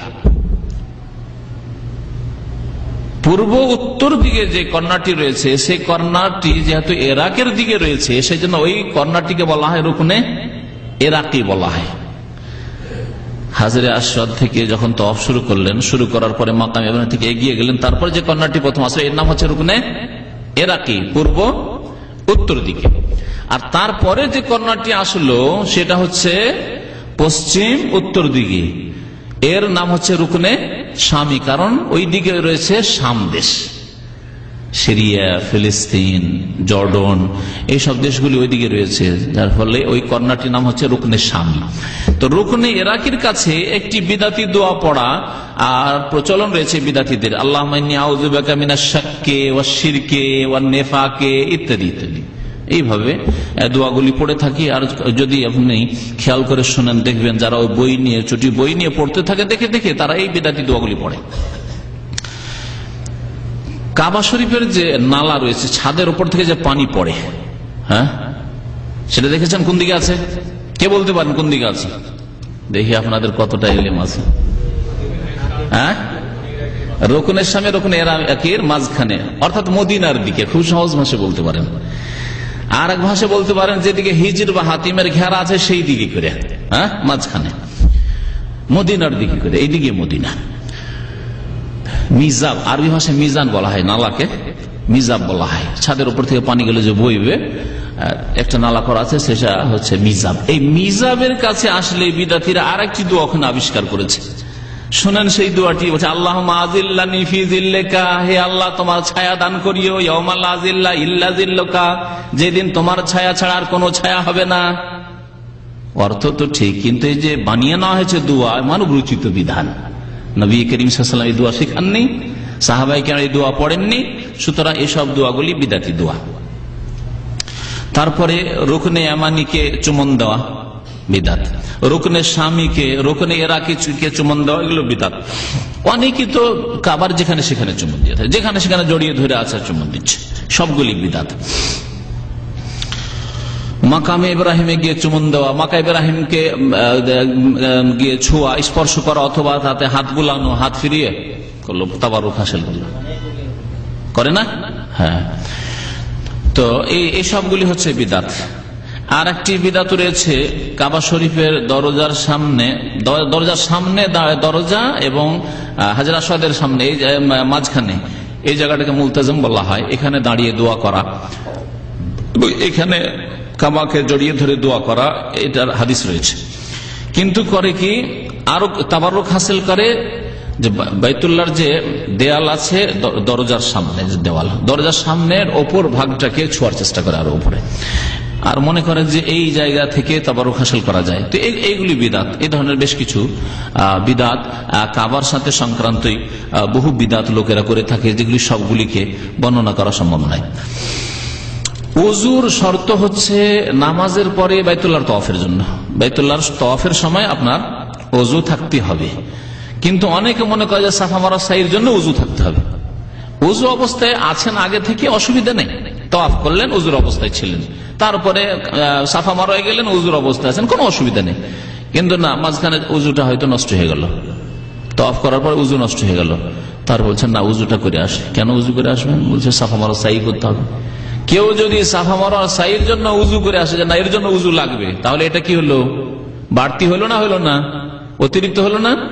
অতিরিক্ত শরীয়তে হওয়ার নাম হচ্ছে বিদআত। নবী করিম সাল্লাল্লাহু আলাইহি ওয়াসাল্লাম বলেছেন, মা আয়েশা রাদিয়াল্লাহু তাআলা আনহা হাদিস বর্ণনা করেছেন, সহিহ মুসলিমে রয়েছে, মান আমিলা আমালান লাইসা আলাইহি আমরুনা ফাহুয়া রাদ্দুন। কেউ যদি এমন কোন আমল করে, আমল করলো কিন্তু সেটা আমার তরিকায় নয়, উযু করে আসলো, কিন্তু নবী সাল্লাল্লাহু আলাইহি ওয়াসাল্লামের তরিকা নয়, সাফা মারওয়ার সাইয়ের জন্য উযু করতে হবে, ফাহুয়া রাদ্দুন, তা প্রত্যাখ্যাত। এই রকমের যে কোনো বিদআতের ক্ষেত্রে এই হাদিসকে ফিট করবেন। এমন কাজ করলেন, এমন আমল করলেন যেটা নবী করিম সাল্লাল্লাহু আলাইহি ওয়াসাল্লামের আদর্শ নয়, তাহলে সেটা হচ্ছে প্রত্যাখ্যাত, আল্লাহ পাক কবুল করবেন না। আরাফার দু চারটি বিদআত বয়ান করা যায়। আরাফায় গিয়ে অনেকে মনে করে যে জাবালে রহমতে যেতে হবে, রহমতের পাহাড় এক নাম দেওয়া হয়েছে, আর ওই আরাফার ওই রহমতের পাহাড়ে যেতে হবে, আর ওই পাহাড়ে যাওয়ার জন্য কষ্ট করা, ওই পাহাড়ে চড়া, আর চড়াকে ফজিলত মনে করা, দুয়া বাদ দিয়ে, জিকির আজকার বাদ দিয়ে, শান্ত হয়ে নিজে কষ্ট করলেন না, অন্যকে কষ্ট দিলেন না, নিজের নিজের খেমাতে তাঁবুতে বসে দোয়া করা, এইসব বাদ দিয়ে রাস্তা খুঁজতে খুঁজতে খুঁজতে ওখানে পৌঁছা। ওখানে গিয়ে মানুষ এত ভিড়ে পড়ে যায় এই বিদআত করতে গিয়ে, যে উঠে যাওয়ার পরে যদি উঠেও যায় তো নামতে পারে না, নামতে পারে না। তখন আমাদের শেখ এখানে ভালো একজন ডক্টর, তিনি বলছিলেন, আরব সৌদি শেখ, যে সুবহানাল্লাহ, সেখানে তিনি ডিউটি করেছেন, বলছেন যে মানুষ, মহিলা পর্যন্ত সেখানে চড়ে, এই বিদাতি মহিলারা, আর চড়ার পরে পেশাব পায়খানা লেগেছে, যাবে কোথায়, কোনো উপায় নেই। তিনি বলছেন তার দেখা দৃশ্য, বলছে কাপড় দিয়ে তার আত্মীয় কেউ আছে, স্বামী আছে বা কেউ আছে, দিল ঢেকে, চাদর দিয়ে দিল ঢেকে, মানুষের ভিড়ের মধ্যে দিল ঢেকে, এখানে সব করো, পেশাব পায়খানা করো। এই হচ্ছে জাবালের আমার অবস্থা, যেই বিদাত করতে এই বিদাতিরা যায়। আরাফার জন্য বিশেষ দোয়া মনে করা, এবং এর জন্য বিশেষ দোয়ার বইও অনেকে তৈরি করেছে, বইয়ে লিখেছে সব বিদাতি দোয়া। যে কোনো দোয়া আরাফায় করবেন। আরাফার জন্য একমাত্র নবী করিম সাল্লাল্লাহু আলাইহি ওয়াসাল্লাম একটি হাদিসে বলেছেন, খায়রুদ দুআয়ে দুআ ইয়াউমে আরাফা। আর একটা হাদিস রয়েছে, আফজালুদ দুআয়ে দুআ ইয়াউমে আরাফা। সবচেয়ে শ্রেষ্ঠ দোয়া, উত্তম দোয়া হচ্ছে আরাফার দিনের দোয়া, কারণ এই জায়গায় আল্লাহ পাক দোয়া কবুল করে থাকেন। এবং সবচেয়ে ভালো দোয়া যা আমি বলছি এবং আমার পূর্বে আম্বিয়া এবং রাসূলগণ বলেছেন, তা হচ্ছে লা ইলাহা ইল্লাল্লাহু ওয়াহদাহু লা শারীকা লাহু লাহুল মুলকু ওয়া লাহুল হামদু ওয়া হুয়া আলা কুল্লি শাইইন কাদির। এই দোয়া বেশি বেশি পড়বেন। এটা হচ্ছে আল্লাহ পাক রব্বুল আলামিনের গুণবাচক দোয়া। আল্লাহ পাকের গুণ বর্ণনা করলেন, তার সাথে সাথে আপনার কিছু চাওয়া রয়েছে, সেগুলি চাইবেন আপনি। আরবি ভাষাতে যতটা সম্ভব চাইলেন, কোরআন এবং হাদিসের দোয়া। তাছাড়া নিজের ভাষাতে আপনি চাইবেন এবং দীর্ঘ সময় ধরে এখানে দোয়া করবেন। কিন্তু বিশেষ দোয়া তার জন্য তৈরি করে নেওয়া, যে আরাফাতে এই খাস খাস দোয়াগুলি পড়তে হবে, এগুলি বিদাতি ধারণা। আরাফার দিন যদি জুমার দিন পড়ে, জানা আছে এই সম্পর্কে? হ্যাঁ, জুমার দিন যদি আরাফা হয়ে যায়, ওকে কি বলে? ইন্ডিয়া, বাংলাদেশ, পাকিস্তানের লোকেরা বিশেষ করে এই বিদাত কিন্তু এই উপমহাদেশে আছে। আমার জীবনের হজে 2 বার এরকম জুমা পড়েছে, জুমার দিনে আরাফা পড়েছে। তো রাস্তাতে এই সব দেশের লোকের সাথে দেখা হলে কি খুশি, বিদাতি ভাইদের, বিদাতি হাজি সাহেবদের সাথে দেখা হলে কি খুশি, ভাগ্যবান আমরা, ভাগ্যবান। কেন ভাই? বলছে হজে আকবরই পেয়েছি, হজে আকবরই পেয়েছি। তো হজে আকবরী ফজিলত কি জানা? আমি জানছি না তাদের কথা। কি ফজিলত ভাই? কি বলে? আমি তো জানি না কি ফজিলত। আপনি জানেন না? হ্যাঁ, আপনারা জানেন, বলেন তো দেখি কি ফজিলত পাওয়া যায় বিদাতীদের ধারণায়। হ্যাঁ, বলতে পারেন না? জানেন না? দেখেন, আপনারাও জানেন না। কেমন কথা হইল? জাল হাদিস রয়েছে এই ক্ষেত্রে। জাল মানে মৌজু, মিথ্যা। তা দিল ইসনাতাইনি ওয়া সাবঈনা হাজ্জাতান, 72 হজের নেকি পাবে। যদি জনসাধারণ মশহুর আছে হয়তো 70 বলে, কিন্তু ওই জাল কথা হচ্ছে 72 হজের নেকি পাবে। এক হজ যদি পেয়ে যায় আরাফার দিন, জুমার দিন, তাহলে কত হজ পেল? 72 হজ। এই যে বিদাতি ধারণা, এটি কিসের বিদাত? এর আগে ভাগ করেছি। বেদাত হচ্ছে আগের আকীদার বিশ্বাসের বিদাত, জবানের বিদাত আর আমলের বিদাত। যেটা হচ্ছে আকীদার বিদাত, ভ্রান্ত বিশ্বাস, বিদাতি বিশ্বাস। জুমার দিনে আরাফায় পেয়েছি, সুতরাং 72 হজ পেয়ে গেছি। আর আকীদাই বিদাত থাক, আর কথাই বিদাত থাক, আর আমলে বিদাত থাক। লাইসা আলাইহি আমরুনা, যদি নবী সাল্লাল্লাহু আলাইহি ওয়াসাল্লাম আদর্শ না হয় তো ফাওয়ারাদ্দুন, তা প্রত্যাখ্যাত, আল্লাহ পাক কবুল করবেন না। একটি পাবেন না। 72 হজ পাওয়া তো দূরের কথা, এক হজই কবুল হবে না। মনে রাখবেন যে যেই আমলে বিদাত প্রবেশ করবে সেই আমল কবুল হবে না। আর যে আমলে শিরিক প্রবেশ করে, বড় শিরিক, হ্যাঁ, সমস্ত অতীতের আমল ধ্বংস করে দেবে। শিরক আর বিদাতের পার্থক্য শুনেন। আরাফার আরেকটি ভুল হচ্ছে যে আরাফাতে সূর্য ডুবাইতে হবে, এটা হচ্ছে ওয়াজিব। হাজিদেরকে সূর্য ডুবিয়ে দিতে হবে সেখানে, এবং তারপরে সেখান থেকে প্রস্থান করতে হবে। কিন্তু হাজার হাজার জাহেল হাজিরা আর যারা তাড়াহুড়াকারী হাজি, তারা করে কি, বিশেষ করে ফুটপাত হাঁটা হাজি, যারা স্থানীয় হাজি যায় অথবা হাঁটা হাজি, হেঁটে যাবো, হেঁটে গেছি, হেঁটে আসবো, গাড়ির আশা তো নেই, আগে ভাগে বেরিয়ে যায়, মাগরিবের আগে আরাফার বর্ডার থেকে বেরিয়ে যায়, তাদের ওয়াজিব ছুটে যাবে। মনে রাখবেন, এই ক্ষেত্রে ঘাটতি হয়ে গেল, ওয়াজিব ছুটে যাওয়ার ঘাটতি। সুতরাং এই ক্ষেত্রে দম দিতে হবে, না হলে হজ অসম্পূর্ণ থাকবে। মুজদালিফা এইরকমই মাশআরে হারামে বিদাতি দোয়া পাঠ করা। মুজদালিফার বিদাতের মধ্যে একটি বিদাত হচ্ছে যে মুজদালিফা এসেই মাগরিব এশা না পড়ে পাথর কুড়াইতে শুরু করলো। আর পাথর কুড়াইতে গিয়ে শুধু প্রথম কথা, নবী করিম সাল্লাল্লাহু আলাইহি ওয়াসাল্লাম মুজদালিফা থেকে পাথর কুড়িয়েছেন এর কোনো প্রমাণ নেই, একটি কথা। 2 নম্বর কথা, নবী সাল্লাল্লাহু আলাইহি ওয়াসাল্লাম পাথর যে নিয়েছেন রাত্রে নেননি, সকালবেলা। ইবনে মাজাহ হাদিস রয়েছে, নাসাইতে হাদিস রয়েছে। কয়েকদিন আগে আমেরিকা থেকে টেলিফোন এসেছিল এই ব্যাপারে। একজন লোকের সংশয়, যে না, পাথর তো আমরা কুড়াই মুজদালিফা থেকে, আর মুজদালিফা থেকে পাথর নিতে হবে, কারণ বিদাতি কিতাবে সেটাই পড়ে রেখেছে। আমি দলিলগুলো মাকতাবা শামিলা থেকে পুরো বের করে নাসাইর হাদিসটা, হাদিস নম্বর আর ইবনে মাজার হাদিস নম্বরগুলো দিয়ে তাদেরকে দিয়ে দিলাম, যে নবী করিম সাল্লাল্লাহু আলাইহি ওয়াসাল্লাম আমল দিয়ে দিলাম। এখন মানা না মানা তাদের কাজ, জবাবদেহি করা তাদের কাজ, আমার কাজ আমি করে দিলাম। তো বলছিলাম যে নবী করিম সাল্লাল্লাহু আলাইহি ওয়াসাল্লাম, ইবনে আব্বাস রাদিয়াল্লাহু তাআলা আনহুমা বলছেন যে সকালবেলা, মেনার সকালবেলা, যেদিন মেনা আসছি কুরবানির দিন, এই ইয়াউমুন নাহারের কুরবানির দিনের সকালবেলা নবী করিম সাল্লাল্লাহু আলাইহি ওয়াসাল্লাম আমাকে বললেন যে উলকুত লি হাসান, আমার জন্য কয়েকটি কঙ্কর কুড়িয়ে নিয়ে আসো। গাদা শব্দটি, গাদাতুন মানে সকাল হয়, সকালবেলা নবী সাল্লাল্লাহু আলাইহি ওয়াসাল্লাম বললেন, তাহলে রাত্রে পাথর কুড়াননি। আর ওয়াহু আলা রাহিলাতি, নবী সাল্লাল্লাহু আলাইহি ওয়াসাল্লাম তার সওয়ারির উপরে ছিলেন, তার মানে চলা অবস্থায়, এখন মুজদালিফা থেকে তিনি মেনার দিকে যাচ্ছেন ওই অবস্থায়। তাহলে বোঝা গেল যে মুজদালিফা থেকেই কুড়াতে হবে, এক ভুল ধারণা, আর রাত্রে কুড়াতে হবে এক ভুল কাজ। নবী সাল্লাল্লাহু আলাইহি ওয়াসাল্লাম সকালবেলা নিয়েছেন, বরং মেনার যে কোনো জায়গা থেকে নেবেন। তৃতীয় ভুল হচ্ছে যে মুজদালিফা থেকে যে হাজিরা, বিদাতি হাজিরা পাথর নেই, 3 দিনে যতটা পাথর মারবে, কতটা পাথর মারতে হয় 4 দিন মিলে বলতে পারেন? তাড়াতাড়ি বলেন, ওখানে হজ করার লোকই নেই মনে হচ্ছে। হ্যাঁ, 4 দিন যদি মারেন কতটা মারবেন? হ্যাঁ, 70টি। 21 করে 3 21 কত হয়ে যায়? 63। আর 10 তারিখে 7টি, কত হইল? 70 হলো না? এই 70টি পাথর এই বিদাতিরা কুড়িয়ে বোঝা বস্তা বেঁধে নিয়ে আসে মুজদালিফা থেকে। এই বিদাতি কাজ করে, যেটা সুন্নতের খেলাফ কাজ। যদি নিতে হয় মুজদালিফার সকালবেলা, মুজদালিফার অংশ থেকে হোক আর রাস্তার যে কোনো জায়গা থেকে হোক, 7টি পাথর নিয়ে নেন, কারণ আজকে 7টি পাথর মারবেন, 10 তারিখ, সুতরাং 7টি পাথর নিয়ে নেন। তো এই কাজগুলি ভুল কাজ হাজিদের, আর এগুলি বিদাতি কাজ।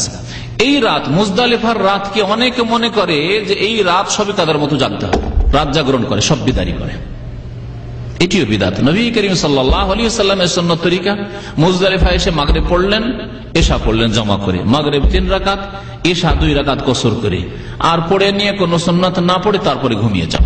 খাওয়া দাওয়া আগে পরে খেয়ে নেন, আর খেয়ে দিয়ে ঘুমিয়ে যান। ফজর হওয়ার সাথে উঠেন, আর ফজর নামাজ পড়ে তারপরে দোয়া করা আর সুন্নাত। আল্লাহ পাক রব্বুল আলামিন এখানে ফজকুরুল্লাহ ইনদাল মাশআরিল হারাম কোরআন কারীমে ইরশাদ করেছেন। মাশআরি হারাম অর্থাৎ মুজদালিফার একটা অংশকে মাশআরুল হারাম বলা হয়, যে জায়গায় মুজদালিফা মসজিদ রয়েছে। এখানে তোমরা আল্লাহ পাক রব্বুল আলামিনকে বেশি বেশি স্মরণ করো। পাথর কোড়ানোর পরে বিদাতীদের আরেকটি বিদাত হচ্ছে পাথরগুলোকে ধৌত করে, পাথরগুলিকে ধুয়ে পরিষ্কার করে, পাথরগুলিকে ধুয়ে মুছে সাফ করে, এগুলি বিদাত। জামরাত গুলিকে শয়তান মনে করা, জামরাতে কঙ্কর মারছি মানে কোথায় কঙ্কর মারছি? শয়তানকে মারছি, এই যে হচ্ছে আকীদার বিদাত। কোথায় মারছি? শয়তানকে মারছি। আর শয়তানকে যখন মারছি তো চোরকে মারলে কেমন করে মারি আমরা? হ্যাঁ, ইবাদতের খুশু খুজুর সাথে না, একবারে মেজাজ গরম হয়ে। ওই রকমই জাহেলরা এমন মেজাজ গরম হয়ে মারে, ওখানে হুঁশ দিশা থাকে না যে কাকে কষ্ট দিলাম আর কি করলাম, কাকে ধাক্কা দিলাম আর কোন মহিলার গায়ে ধাক্কা লাগলো, কোনো পরোয়া নেই, কারণ মারছি শয়তানকে। কিন্তু চোর ডাকাত শয়তান আর পকেট মার শয়তান চাইতে বড় শয়তান ওখানে বসে আছে, তাই না? এই ধারণা নিয়ে ওই জামরাত মারা হয়। আর এখানে ভুল করেছে ওই সব লোকেরা, এখন মনে হয় ওইটাকে মুছে দিয়েছে। কিন্তু যেসব লোকদেরকে উর্দুতে লিখতে বলা হয়েছিল, ইন্ডিয়ান পাকিস্তানি যে কেউ হোক না কেন, আল্লাহ ওই বিদাতীদেরকে হিদায়ত করে, তারা লিখেছে বড়া শয়তান লিখা আছে, দরমিয়ানা শয়তান, ছোটা শয়তান লিখে রেখেছে ওই দেয়ালে, দেখবেন জামারা। হয়তো এখন নাই, খেয়াল করিনি গত বছর, কিন্তু তার আগে যারা লিখেছে, হয়তো যারা এইসব কনস্ট্রাকশন কাজে ছিল তারা বিদাতি ছিল, লিখে দিয়েছে। জাহেলও ছিল, বিদাতিও ছিল, লিখে দিয়েছে সব। আরবিতে লিখা আছে জামরায় উলা, জামরায় উস্তা, জামরায় কুবরা। আর উর্দুতে লিখা আছে বড়া শয়তান, দরমিয়ানা শয়তান, ছোটা শয়তান। কিভাবে গুমরা হচ্ছে আমাদের জাতি দেখেন। আর আরবরা তো বুঝতে পারছে না বেচারা।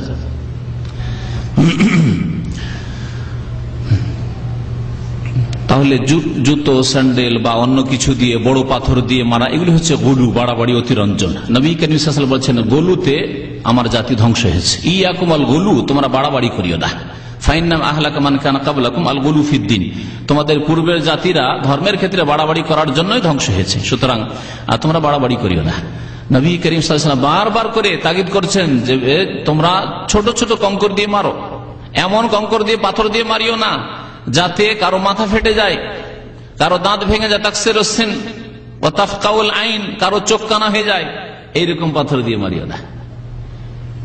তার চাইতে বড় পাথর নিতে নিষেধ করা হয়েছে। তাহলে এমন কঙ্কর হইতে হবে যেটা আকবার মিনাল হিম্মাসে কালিলান, বুট, বুট বাচ্চা না, এই যে বুট আছে, বুটের চাইতে সামান্য বড় হইলে চলে, তার বেশি নাই। আরেকটি ভুল কাজ হাজিদের হচ্ছে যে হাজিরা অনেকে কুরবানি না দিয়ে বলে, কুরবানি দিয়ে লাভ কি, কুরবানি দিয়ে এখানে তো গোস্তগুলি আমরাও খেতে পাবো না, আর এখানে কে খাবে না খাবে পড়ে থেকে যাবে, তা না করে টাকাটা সাদকা করে দিই, টাকা দান করে মক্কায় দান করে দেয়, অথবা দেশে কোন ফকির মিসকিন আছে, দেশে অনেক গরিব আছে, ওদের দান করে দিই। এক ভুল, কারণ হাদির সম্পর্ক হচ্ছে হজের সাথে, সুতরাং এখানেই জবাই হইতে হবে। আর এর বিকল্প সাদকা নয় যে টাকাটা দান করে দিলাম, সেটাও চলবে না। তেমনি আরো এই ক্ষেত্রে আরো অনেক ভুল আছে, কারণ অনেকে যখন জিজ্ঞাসা করে অনেকেই ভুল করে থাকে যে এখানে যদি জবাই করে ফেলে দিই তাহলে আমি উপকৃত হইলাম না, খেতে পেলাম না, আর আমার কোনো আপন জন খেতে পেল না, তো এক কাজ করি, জিদ্দাতে আত্মীয় আছে, জিদ্দায় জবাই করে দিই না। আর কত লোক যে আমাকে জিজ্ঞাসা করেছে যে দামামি করলে হবে, আমার আত্মীয় হাজিরা এসেছে, তো কুরবানিটা দামামি করলে হবে, এখানে থাকে, খাবে দাবে, একটু কয়েকটা কুরবানি পেয়ে যাবে ফ্রিতে, বিনা পয়সায় হবে। বললাম যে মক্কার হুদুদে হারাম যে রয়েছে, হুদুদে হারামের বাইরে করলেও হবে না। সবচাইতে উত্তম সুন্নত হচ্ছে মেনাই কুরবানি করা, কারণ ইব্রাহিম আলাইহিস সালাম মেনাই কুরবানি করেছেন, এটা সবচেয়ে উত্তম। আর জায়েজ কুরবানি হচ্ছে হাজির কুরবানি হুদুদে হারাম, হারামের এরিয়ার মধ্যেই হওয়া। সুতরাং মসজিদের তানিম, যেটাকে মসজিদ আয়েশা বলেন, মসজিদের তানিমে এখানে হালাল বর্ডার শুনেছে, তার বাইরে মদিনার রাস্তায় যদি করেন তাহলেও হবে না। এইরকমই মেনার পরে মুজদালিফা, মুজদালিফা হারামের মধ্যে, মুজদালিফা করলেও চলবে, কিন্তু কেউ যদি আরাফাই করে, আরাফা হালাল এরিয়ার মধ্যে রয়েছে, হারামের বাইরে রয়েছে, সুতরাং কেউ আরাফাতে যদি কুরবানি করে তো কুরবানি হবে না। তাহলে আরাফায় যদি কুরবানি না হয় তাহলে তায়েফে কি করে হবে, জেদ্দায় কি করে হবে, আর দামামি বা কি করে হবে, আর ওটা সাদগা করলেই বা কি করে হবে। তো এই ভুলগুলি অনেকেই করে থাকেন। মাথা মুন্ডনের সময় কিবলা মুখে বসতে হবে, এইরকম বিধাত রয়েছে অনেকের মধ্যে। মাথা মুন্ডনের জন্য খাস খাস দোয়া রয়েছে, মাথা মুন্ডনের সময়ও কিছু বিশেষ দোয়া বানিয়ে নিয়েছে বিদাতিরা, সেই দোয়াগুলি পড়ে থাকে।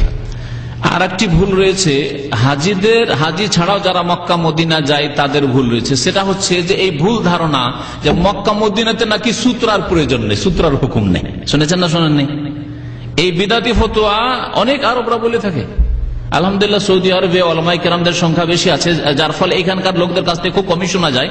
কিন্তু আমি মিশরের আরবিদের কাছে একবার বাধা দিয়েছি, এক মিশরীকে আমি আমার ব্যক্তিগত জীবনে সামনে দিয়ে যাচ্ছে হারামে, মক্কাতুল মুকাররমে অথবা মদিনা মুনাওয়ারে, বাধা দিয়েছি এইভাবে। তখন আমি বলছে খালা মাফি মায়াতাজ সুতরাং এখানে সুতরার প্রয়োজন নেই। এই যে হালত রয়েছে যে মক্কা মদিনায় যেহেতু হারাম এরিয়া, এগুলোতে সূত্রার কোনো প্রয়োজন করে না, আপনি খোলা নামাজ পড়েন, অসুবিধা নেই না, কখনো না। এখানেও সূত্রার প্রয়োজন রয়েছে যদি সূত্রা দেওয়া সম্ভব হয়। দেখছেন যে জায়গা খালি আছে, আমি পিলারকে সামনে রেখে নামাজ পড়তে পারবো, সুতরাং পিলারের কাছে এগিয়ে নামাজ পড়েন যাতে আপনার সামনে দিয়ে লোকজন না যায়। ওই রকমই যারা অতিক্রমকারী তাদেরকে বলছি যে আপনি দেখছেন যে আমি এই নামাজের সামনে দিয়ে না গিয়ে আমি অনেক রাস্তা পাবো বা কোনো এক রাস্তা পাবো, তাহলে আপনার জন্য কখনো জায়েজ নয়, বরং আপনি গুনাহগার। আর যদি আপনার পক্ষে ইন্তজার করা সম্ভব হয়, ইমার্জেন্সি নয় যে একেবারে পেশাব পায়খানা এমন চাপ হয়েছে যে আপনি মসজিদ খারাপ করে দিবেন, এইরকম অবস্থা নয়, হয়তো এমন কোন এমার্জেন্সি নাই, অথবা আমার স্ত্রী হাত ছাড়া হয়ে গেছে, হারিয়ে যাবে হয়তো, এগুলো হচ্ছে এমার্জেন্সি অবস্থা। এমার্জেন্সি অবস্থা যদি না থাকে, সাধারণ অবস্থায় সূত্রা ফরজ, এবং এই সূত্রা নামাজিকে সূত্রা লাগিয়ে নামাজ পড়তে হবে অথবা সূত্রার কাছাকাছি হয়ে নামাজ পড়তে হবে। আর যারা অতিক্রম করছেন তাদের জন্য জায়েজ নাই যে মক্কা আছে সেই জন্য নামাজের সামনে দিয়ে অতিক্রম করবে, মদিনা আছে সেই জন্য নামাজের সামনে দিয়ে অতিক্রম করবে। এগুলি হচ্ছে মক্কা মদিনায় যারা আসে তাদের মধ্যে অনেকে যারা দিনের সহি মাসলা জানে তাদের ভুল। হজ করে আসলে হাজি সাহেবদেরকে হাজি বলতে হবে, আলহাজ বলতে হবে, এটি হচ্ছে কথার বিদাত, এটি হচ্ছে বিদাত। সারা জিন্দগি রোজা রাখলো, হজ তো একটাই করলো, 30টা রোজা, প্রতি বছর 30টা রোজা রাখছে, আর সায়েম বলা হয় না। হ্যাঁ, বলা হচ্ছে রোজাদার। 5 ওয়াক্ত নামাজ পড়েছে, তাহাজ্জুদও পড়ছে, ইশরাক, চাস্তেরও নামাজ পড়ে, তারপর মুসল্লি কেমন আছেন, কেমন লাগবে? মজা লাগবে না খারাপ লাগবে? মুসল্লিকে খারাপ লাগবে। আর হাজি বললে খুশি, কি খুশি, হজ করে এসে হাজি বলছে, জেহালত আসলে।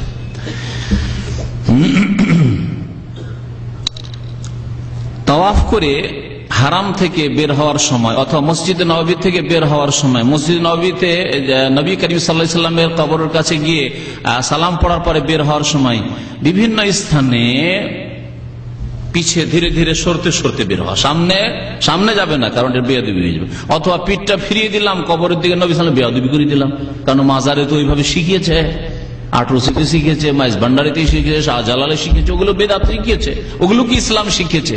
সুতরাং এইখানে মক্কায় তো আমি নিজের চোখে দেখেছি, এক লোককে আর আমি ধরেছি, সে দেখছি ধীরে ধীরে ধীরে ধীরে বাবে বেলালের সামনে ধীরে ধীরে পিছিয়ে উঠছে। আমি বলছি কি ব্যাপারে পিছিয়ে সরছে কেন লোকটা? তো ধরলাম কি ব্যাপারে এরকম করো, কাবা শরীফ বেয়াদবি করবো, কাবা শরীফ আমি পাছা দেখাবো। এইরকম বিদাত রয়েছে, যেই বিদাতগুলি সবগুলি বিদাত গুমরাহি, বিদাতে হাসানা সাইয়ার ভাগ না, মনে রাখবেন। নবী করিম সাল্লাল্লাহু আলাইহি ওয়াসাল্লাম কুল্লু বিদাতিন দালালা বলেছেন, সুতরাং বিদাত থেকে বাঁচবেন।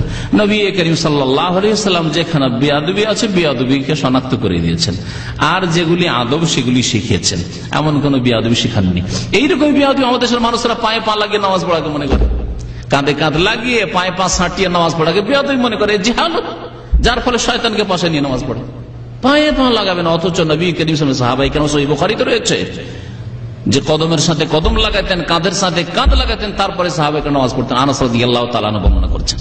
কিন্তু আমাদের জাহেল সমাজ, তাদের বিদাতি আলেমরা মনে করে যে এটা বিয়াদবি হয়ে যাবে। আরে তোমার পাশে তোমার আব্বাও থাকে, তোমার পাশে বড় আলেম ওলামা থাকে, হুজুর থাকে, কি করে তুমি পায়ে পা লাগিয়ে নামাজ পড়বে? এটা তো ঠিক হবে না। আর নবী সাল্লাল্লাহু আলাইহি ওয়াসাল্লাম বলছেন সুদ্দুল খালাল, ছিদ্র বন্ধ করো, ওয়ালা তাজালু ফুরুজাত লিশ-শায়তান, শয়তানের জন্য খালি জায়গা ছাড়িও না। শয়তান পাশে নিতে রাজি, কিন্তু এই তার শয়তানি খেয়ালের যে বিয়াদবি মনে করছে সেটা করতে রাজি না, অথচ সেটি হচ্ছে সুন্নাত তরিকা, যে শয়তানকে জায়গা দিও না, না হলে এই শয়তান তোমার নামাজে তোমাকে ওয়াসওয়াসা দিবে, বিভ্রান্ত করবে। এইরকমই আরেকটি আকীদার বিশ্বাসের বিদাত হচ্ছে যে মদিনা সফরের সময় নিয়ত করা যে নবী সাল্লাল্লাহু আলাইহি ওয়াসাল্লামের কবরের কাছে যাচ্ছে, এই নিয়ত করবে না। এই নিয়ত করা হচ্ছে বিদাত। কিসের নিয়ত করতে হবে? যে আমি নবী করিম সাল্লাল্লাহু আলাইহি ওয়াসাল্লামের মসজিদের উদ্দেশ্যে যাচ্ছি, মসজিদে গিয়ে নামাজ পড়বো, 1000-এর নেকি পাবো, 1 সমান 1000, সেখানে 50,000 নয়। শুনে রাখেন ভালো করে, কারণ 50,000 হাদিস সহিহ নয়। যে হাদিসটি আমার দেশের এক শ্রেণীর ওই সব আলেমরা যারা হাদিসের সহিহ বুঝে না, তারাই বয়ান করে থাকে। মসজিদে হারামে কাবায় নামাজ পড়লে 1,00,000 গুণ পাওয়া যায়, আর মসজিদে নববীতে নামাজ পড়লে 1000 গুণ পাওয়া যায়, আর বাইতুল মুকাদ্দাসে নামাজ পড়লে 500 পাওয়া যায়। এ হচ্ছে সহিহ হাদিস। সুতরাং মসজিদ নববীর উদ্দেশ্যে সফর করবে, আর যখন চলে গেছেন মসজিদ নববীতে, তখন মদিনায় পৌঁছে গেছেন, তখন আপনার জন্য উচিত হবে যে আপনি নবী করিম সাল্লাল্লাহু আলাইহি ওয়াসাল্লামের কবর কাছে গিয়ে সালাম পেশ করেন। আবু বকর সিদ্দিক, ওমর ফারুক রাদিয়াল্লাহু আনহুম আজমাইন, এবং বাকি রয়েছে, বাকির কবরস্থান রয়েছে, সাহাবায়ে কেরামরা রয়েছেন, আল্লাহর নেক বান্দা রয়েছেন, সালেহিনরা রয়েছেন, তাদের ওখানে সালাম পেশ করেন। ওহুদে শুহাদা ওহুদ রয়েছেন, সেখানে গিয়ে সালাম পেশ করেন। এগুলো হচ্ছে সুন্নত কাজ, কিন্তু উদ্দেশ্য সেটা হবে না, কবরের উদ্দেশ্যে যাবে না, বরং উদ্দেশ্য করবে নবী করিম সাল্লাল্লাহু আলাইহি ওয়াসাল্লামের মসজিদকে। এইরকমই অনেকে করে থাকে। আর আমার এক মদিনা ইউনিভার্সিটির সঙ্গী নবী সাল্লাল্লাহু আলাইহি ওয়াসাল্লামের কবরের কাছে 1 বছর হজের মৌসুমে ডিউটি করে তার অভিজ্ঞতা বর্ণনা করছে। অনেকে চিঠি লিখে পাঠায়, হজে আসতে পারেনি, দেশের এলাকার হাজি এসছে, চিঠি লিখে পাঠিয়েছে নবী সাল্লাল্লাহু আলাইহি ওয়াসাল্লামকে, দরখাস্ত, যে ইয়া রাসূলুল্লাহ, হে আল্লাহ রসুল, আমার মনের আশা পুরো করে দিয়েন। ইয়া রাসূলুল্লাহ, আমার একটা সাবালিকা মেয়ে আছে, একটা ভালো জামাইয়ের ব্যবস্থা করে দিয়েন। ইয়া রাসূলুল্লাহ, আমার ছেলে অসুস্থ আছে, একটু আমার ছেলেটাকে ভালো করে দিয়েন। কি এগুলোই বড় শিরক, শুধু শিরক নয়, শিরকে আকবার, ইসলাম থেকে বেরিয়ে যাবে। তো আমার সেই বন্ধু 1 বছর ডিউটি করেছিল, আমিও ডিউটি করেছি মসজিদ নববীর মধ্যে। তো ওর ডিউটিটা ছিল একেবারে রওজার কাছে। ওখানে এক মহিলা অনেক চেষ্টা করেছে জালি দিয়ে কাগজটা দরখাস্তটা ঢুকাই দিবে, কিন্তু চেষ্টা করেও পারেনি। যখন চেষ্টা করে পারেনি তখন ওকে দেখেছে যে ইন্ডিয়ান সকল সুরাত আছে, আর সুতরাং ওকে গিয়ে বলছে, উর্দু ভাষী সে মহিলা ছিল, আমি একটা দরখাস্ত নিয়েছি আল্লাহ রসুলের কাছে, আপনি একটু দয়া করে পৌঁছে দেবেন।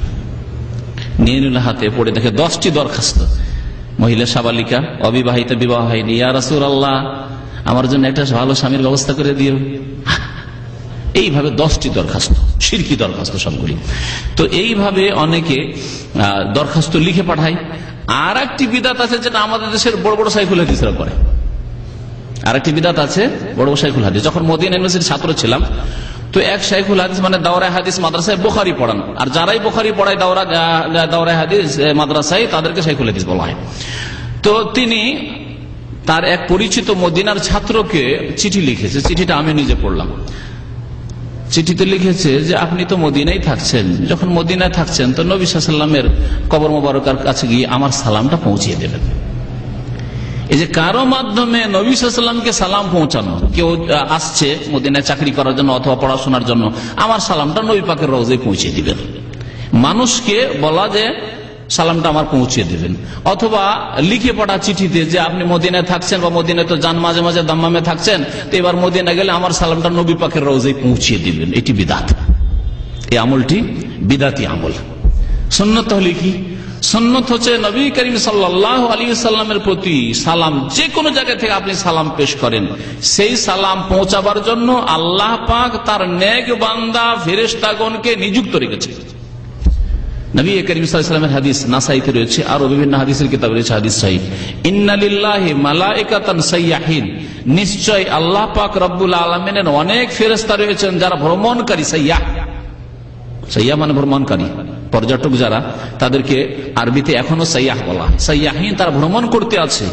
ইউবাল্লিগুনি মিন উম্মতি আসসালাম, আমার উম্মতের সালামগুলি তারা পৌঁছিয়ে দেন। সারা দুনিয়া ভ্রমণ করতে থাকেন, আর দেখেন যে একটা লোক নামাজ পড়লো, আর নামাজের মধ্যে বললো তাহিয়াতু আত-তাহিয়াতু লিল্লাহি ওয়াস-সালাওয়াতু ওয়াত-তাইয়্যিবাতু আসসালামু আলাইকা আইয়ুহান নবী ওয়া রাহমাতুল্লাহি ওয়া বারাকাতুহু, দ্রুত নিয়ে সালাম পৌঁছে দিলেন।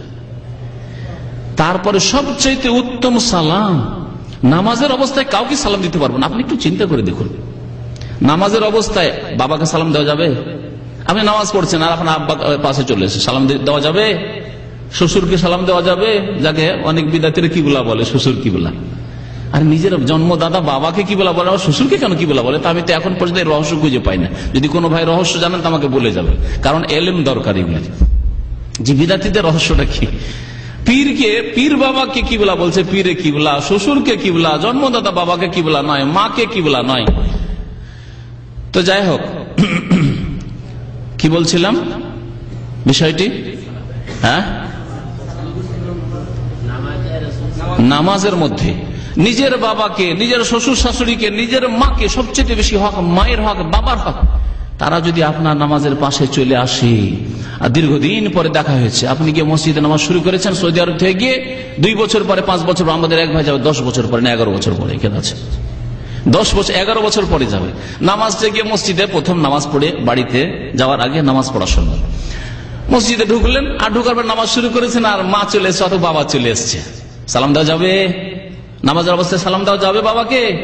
না, নামাজ শেষ করে তারপরে সালাম আলাইকুম বলবেন বাপ মাকে, তার আগে পর্যন্ত নামাজের অবস্থায় জায়েজ নাই।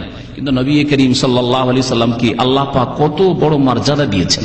তার মানে না যে তাকে সিজদা করবেন, তার মানে না যে আপনি শিরক বিদআত করবেন, অতিরঞ্জন আর বাড়াবাড়ি করবেন। যতটা আল্লাহ দিয়েছেন ততটা করবেন আপনি।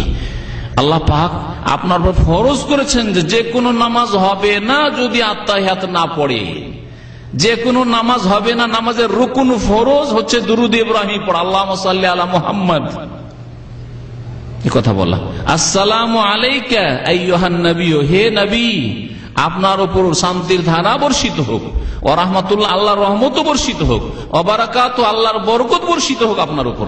নামাজে বলতেই হবে আপনাকে। তাহলে সবচেয়ে উত্তম জায়গায় সালাম পেশ করছেন না? আর এই সালাম কারা পৌঁছাচ্ছেন? নামাজের সালাম ফেরেশতা পৌঁছাচ্ছেন, আর বাইরের সালাম আপনাকে পৌঁছাইতে হবে। সৌদি আরবে কেউ থাকে তার দ্বারা, হাজি সাহেবের দ্বারা, আমার সালামটা পৌঁছে দিয়েন। এগুলো গুমরাহি এসেছে আমাদের দেশের গজল থেকে। আমাদের দেশের নাত শরীফ আর গজল শরীফ অধিকাংশই হচ্ছে বিদাত শরীফ, অধিকাংশই বিদাত শরীফ। ছোটকালে মুখস্থ করেছিলাম, আমার সালাম পৌঁছে দিও নবী পাকের রওজায়। ছোটকালে নবী পাকের সালাম পৌঁছে দিও, যে যাচ্ছে, কেউ হাজিরা যাচ্ছে বা কেউ যাচ্ছে সৌদি আরব, আর তখন ওকে বলছে যে নবী পাকের রওজা আমার সালামটা পৌঁছে দিও। সব বিদাতি কাজ।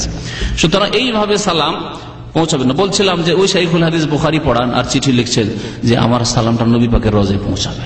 আরে মানুষকে কেন আপনি ওকিল বানাবেন আপনার সালাম পৌঁছানোর জন্য, যেখানে আল্লাহ পাকের পক্ষ থেকে নিযুক্ত উকিল আছে, ফেরেশতাগণ রয়েছেন। তারপরে এটা আপনি বানালেন না, এটা বিদআত হইল না?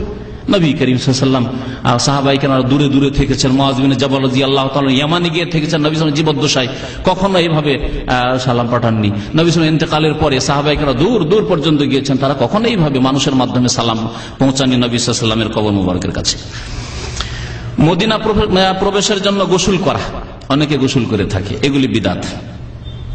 মদিনা দাখিল হওয়ার সময় বিশেষ খাস কোন দোয়া, এগুলো চটি কিতাবগুলিতে আছে, এসবগুলি বিদআত, কোন খাস দোয়া।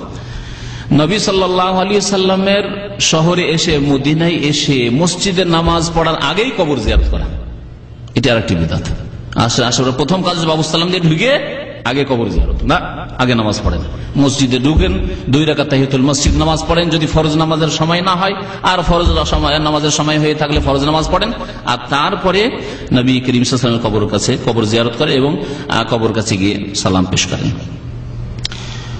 দোয়ার সময় কবরকে সামনে করা, দোয়ার সময় কবর সামনে করে নবী সাল্লাল্লাহু আলাইহি ওয়াসাল্লাম কবরকে সামনে করে দোয়া করা, এ হচ্ছে বিদআত, বরং শিরকের আশঙ্কা রয়েছে।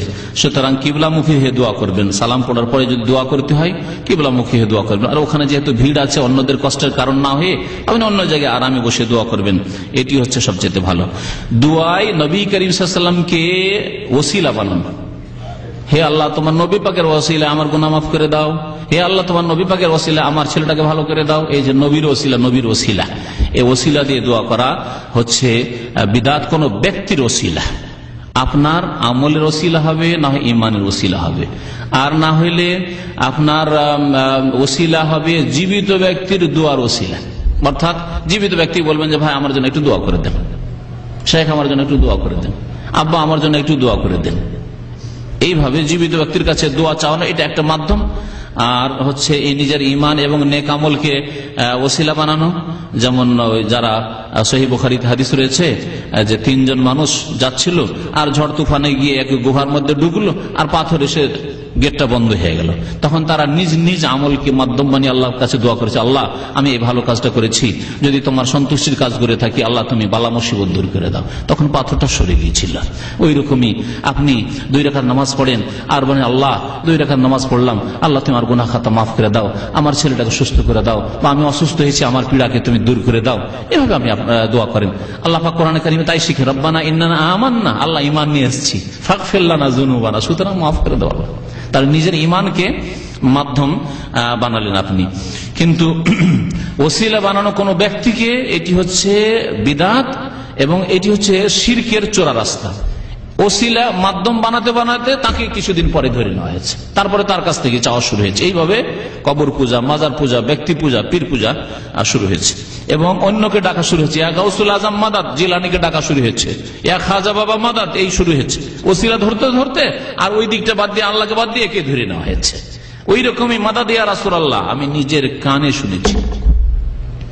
মদিনা ইউনিভার্সিটিতে পড়ার কালে আসর পরে বাস ছাড়ে মদিনা ইউনিভার্সিটি থেকে, এসে ঢুকছি, বাবুর সালাম দিয়ে ঢুকে আমরা মসজিদ নবীতে বসে হাদিস মুখস্থ করতাম। প্রতি বছর কয়েকশো করে হাদিস মুখস্থ করতে হইতো হাদিস ফ্যাকাল্টিতে। তো হাদিস মুখস্থ করতাম মাগরিব পর্যন্ত, মাগরিব নামাজ পড়ে এশা পড়লাম, এশা পড়ে চলে যেতাম। ঢুকতে মাত্র দেখছি এক আরবি মিশরি সম্ভবত বাবু সালাম দিয়ে বের হচ্ছে সালাম বলার পরে, আর তারপরে চিৎকার করে বলছে মাদাদ ইয়া রাসূলুল্লাহ, মাদাদ ইয়া রাসূলুল্লাহ, এই করছে আর চলে যাচ্ছে। বড় শিরক করে ফেলো। লাইন আশরাকতা লা ইয়াহবাতান্না আমালুকা, হে নবী তুমিও যদি শিরক করো তাহলে তোমার সমস্ত আমল ধ্বংস হয়ে যাবে। ওয়ালাউ আশরাকু লাহাবাতা আনহুম মা কানু ইয়ামালুন। আল্লাহ 18 জন নবীর কথা সূরা আনআমে উল্লেখ করার পরে বলছেন তারাও যদি শিরক করতেন তাদের সমস্ত আমল বরবাদ হয়ে যেত। তারপরে বিদআতি আকীদা হচ্ছে যে নবী সাল্লাল্লাহু আলাইহি ওয়াসাল্লাম কবরের কাছে গিয়ে যদি আল্লাহ পাকের কাছে দোয়া করি তাহলে এটা হটলাইন, এখান থেকে কিন্তু দ্রুত দোয়াটা কবুল হবে। এই জন্য রিয়াজুল জান্নাতে গিয়ে নামাজটা পড়ে ওই কবরের কাছে গিয়ে একবারে হুজরা আয়েশার কাছাকাছি গিয়ে ছাড়ার চেষ্টা করে আর ওখানে বসে দোয়া করার চেষ্টা করে। এইরকম ধারণা হচ্ছে বিদআত। যেখানে আপনি জায়গা পান সেখানেই দোয়া করেন, সব জায়গা থেকে আল্লাহ পাকের কাছে দোয়া কবুল হবে, যদি দোয়া কবুল হওয়ায় কোনো বাধা না থাকে, শিরিক না থাকে, বিদআত না থাকে, হারাম খাওয়া না থাকে, হারাম লেবাস পোশাক না থাকে, তো ইনশাআল্লাহ তাআলা দোয়া কবুল হবে। এবং দোয়াতে যদি সীমালঙ্ঘন বাড়াবাড়ি না থাকে তাহলে ইনশাআল্লাহ দোয়া কবুল হবে। বারবার দোয়া করতে হবে।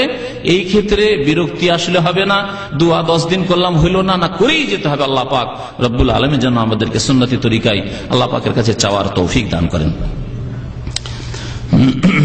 নবী সাল্লাল্লাহু আলাইহি ওয়াসাল্লামের কাছে সুপারিশ চাওয়া, হয়তো নবীর কাছে সরাসরি কিছু চাইলো না, কিন্তু মানে এমন কিছু চাইলো যে আল্লাহ এর কথা বললো না যে ইয়া রাসূলুল্লাহ আমাকে জান্নাত দেন, ইয়া রাসূলুল্লাহ আমার রোগ ভালো করে দেন, ইয়া রাসূলুল্লাহ আমাকে ছেলে দেন, এই কথা বললো না।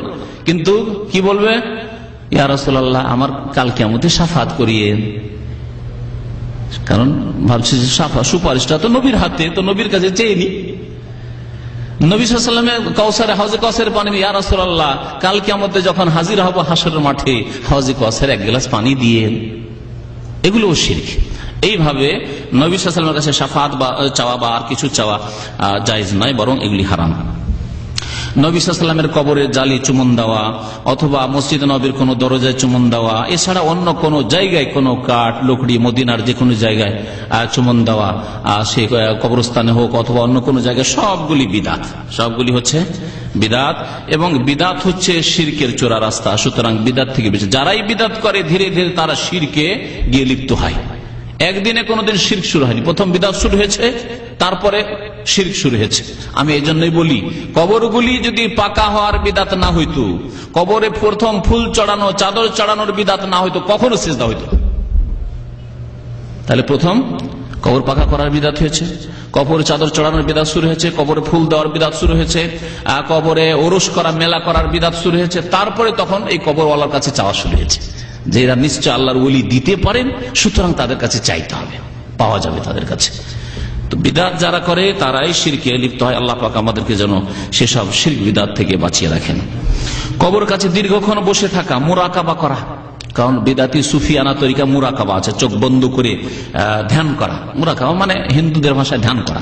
তো এই যে ধ্যান করতে করতে কবর কাছে গিয়ে ধ্যান করা, আল্লাহ পাকের সে মুরাকাবা করছে, কিন্তু প্রথম কথা মুরাকাবা এইভাবে চোখ বন্ধ করে অথবা দীর্ঘক্ষণ বসে থাকা, এগুলি বিদআতি তরিকা। তারপর আবার কবরের কাছে অথবা তিলাওয়াত করা কবরের পাশে বসে, জিকির আজকার করা কবরের পাশে বসে, সবগুলি বিদআতি কাজ।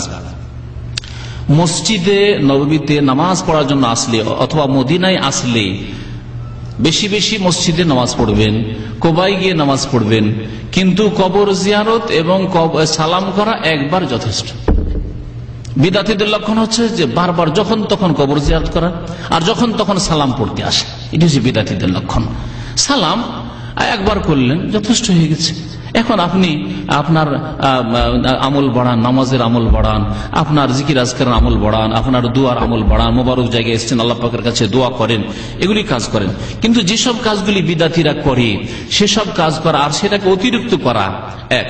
2 নম্বর কথা, নবী সাল্লাল্লাহু আলাইহি ওয়াসাল্লামের সাহাবায়ে কেরামরা নবী সাল্লাল্লাহু আলাইহি ওয়াসাল্লাম ইন্তেকালের পরে একবার এসে সালাম করেছেন। আব্দুল্লাহ বিন উমর রাদিয়াল্লাহু তাআলা যদি সফরে যেতেন, সফর থেকে ফিরে আসলে মসজিদ নববীতে নামাজ পড়তেন আর সালাম করতেন, গেছেন আসসালামু আলাইকা ইয়া রাসূলুল্লাহ, আসসালামু আলাইকা ইয়া খলিফাত রাসূলিল্লাহ, আসসালামু আলাইকা ইয়া আবাতা।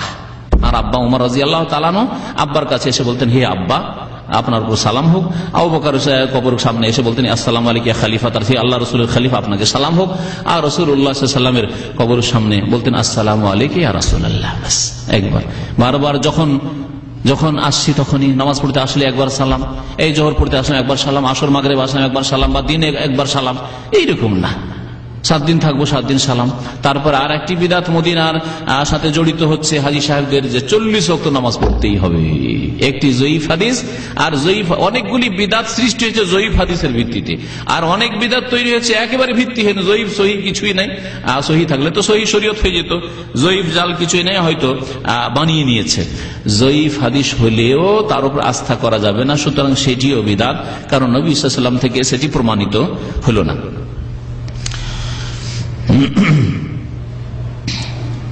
এইরকমই মসজিদে নববীতে ঢোকার সময় আদবের সাথে ঢুকবেন এবং ফেরার সময় আদবের সাথে ফিরবেন, কিন্তু যেভাবে সাধারণ মানুষ ফিরে সেভাবে ফিরবেন। এমন না যে সেখানে আপনি ধীরে ধীরে ধীরে পিছিয়ে সরছেন, যেমন মক্কায় অনেকে বিদাত করে, ওইরকম মদিনায় বিদাত করে। বরং এক হাজী সাহেব, এবং শিক্ষিত হাজী সাহেব, ডাক্তার, শিক্ষিত মানুষ, তিনি আমাকে একবার বলছেন, কিন্তু বিদাতি পরিবারের মানুষ, বলছেন যে মদিনা এমন একটা মোবারক শহর যার প্রত্যেকটি জায়গা চুমা দেওয়ার মতো। কথা তিনি ভালোই বললেন মনে হচ্ছে বাহ্যিক, কিন্তু এতে যে বিদাতের এত গন্ধ আছে যে এই লোক দ্বারা যে কোনো সময় বিদাত শিরক হইতে পারে। মদিনা প্রত্যেকটি জায়গা নিঃসন্দেহে মদিনা বরকতের জায়গা, কিন্তু মদিনা চুমা দেওয়ার মতো জায়গা আর চুমা দিবেন মদিনায় আপনি, এটা কি জায়েজ? নবী করিম সাল্লাল্লাহু আলাইহি ওয়াসাল্লাম সাহাবায়ে কেরামরা মদিনাকে ভালোবাসতেন না? মদিনার হেফাজতের জন্য বদর করেছেন, অহদ করেছেন, খন্দক করেছেন, গর্ত খনন, পরীক্ষা খনন করেছেন, কত মেহনত পরিশ্রম করেছেন। আপনাকে করতে হবে বললে আপনি একটুও কষ্ট করবেন না দিন ইসলামের খাতিরে? আপনি আধা ঘন্টা তাহাজ্জুদ পড়ার মতো প্রস্তুতি আপনার নেই, আর আপনার রক্ত দেওয়া তো দূরের কথা। আপনাকে যদি বলি 500 রিয়াল বেতন, ভাই মাসে 100 রিয়াল আপনাকে দিনের খাতিরে আল্লাহর রাস্তায় দিয়ে দিতে হবে, এইরকম আপনার ঈমান নেই। আর মদিনা শুধু চুমন দিয়ে আপনি মহব্বত পেশ করবেন। মিষ্টি সুন্নত, এই মিষ্টি সুন্নত মানে মিষ্টি বিদাত। হ্যাঁ, বিদাত মিষ্টি লাগে, সুন্নত চাইতে মিষ্টি লাগে বিদাত, কারণ বিদাতকে অলংকৃত করে শয়তান। আল্লাহ পাক কোরআনে কারীমে একটি আয়াতে বলছে, ওয়াযায়্যানা লাহুমুশ শায়তানু আমালাহুম, শয়তান তাদের আমলগুলিকে সাজসজ্জিত করেছে, অলংকৃত করে পেশ করেছে। ফাসাদ্দাহুম আনিস সাবিল, অতঃপর সহি রাস্তা থেকে তাদেরকে বাধা প্রদান করেছে। ফাহুম লা ইয়াহতাদুন, সুতরাং রাস্তা তারা পাচ্ছে না। শয়তান সবসময় চেষ্টায় লেগে থাকে। এই জন্য দেখা যায় যে পাপের কাজ ভালো লাগে, পাপের কাজ ভালো লাগে। নিজের স্ত্রীকে দেখতে ভালো লাগে না, কিন্তু অপর একটা মহিলা দেখতে খারাপ হইলেও অপর ভালো লাগে। যেমন এই পাপ ভালো লাগে, তেমন সুন্নতি কাজ করতে ভালো লাগে না, বিদাতি কাজে খুব মজা লাগে। আর এইভাবে শয়তান সজ্জিত করে ওই বিদাতগুলিকে, খারাপ কাজগুলিকে, যেগুলো শরীয়তবিরোধী কাজ, সেগুলিকে পেশ করে। আল্লাহ পাক রব্বুল আলামিন যেন আমাদেরকে শিরক বিদাত থেকে বেঁচে থাকার তৌফিক দান করেন। আল্লাহ পাক রব্বুল আলামিন যেন আমাদেরকে হজ নবী করিম সাল্লাল্লাহু আলাইহি ওয়াসাল্লামের তরিকায় আদায় করার তৌফিক দান করেন। যেসব ভাইরা হজ করেছেন আবার আল্লাহ পাকের কাছে দোয়া করি, আল্লাহ পাক তাদেরকে বারবার বাইতুল্লাহ পর্যন্ত পৌঁছার যেন তৌফিক দান করেন। যতদিন আল্লাহ পাক আমাদেরকে দুনিয়াতে রাখবেন যেন সুস্থ রাখেন।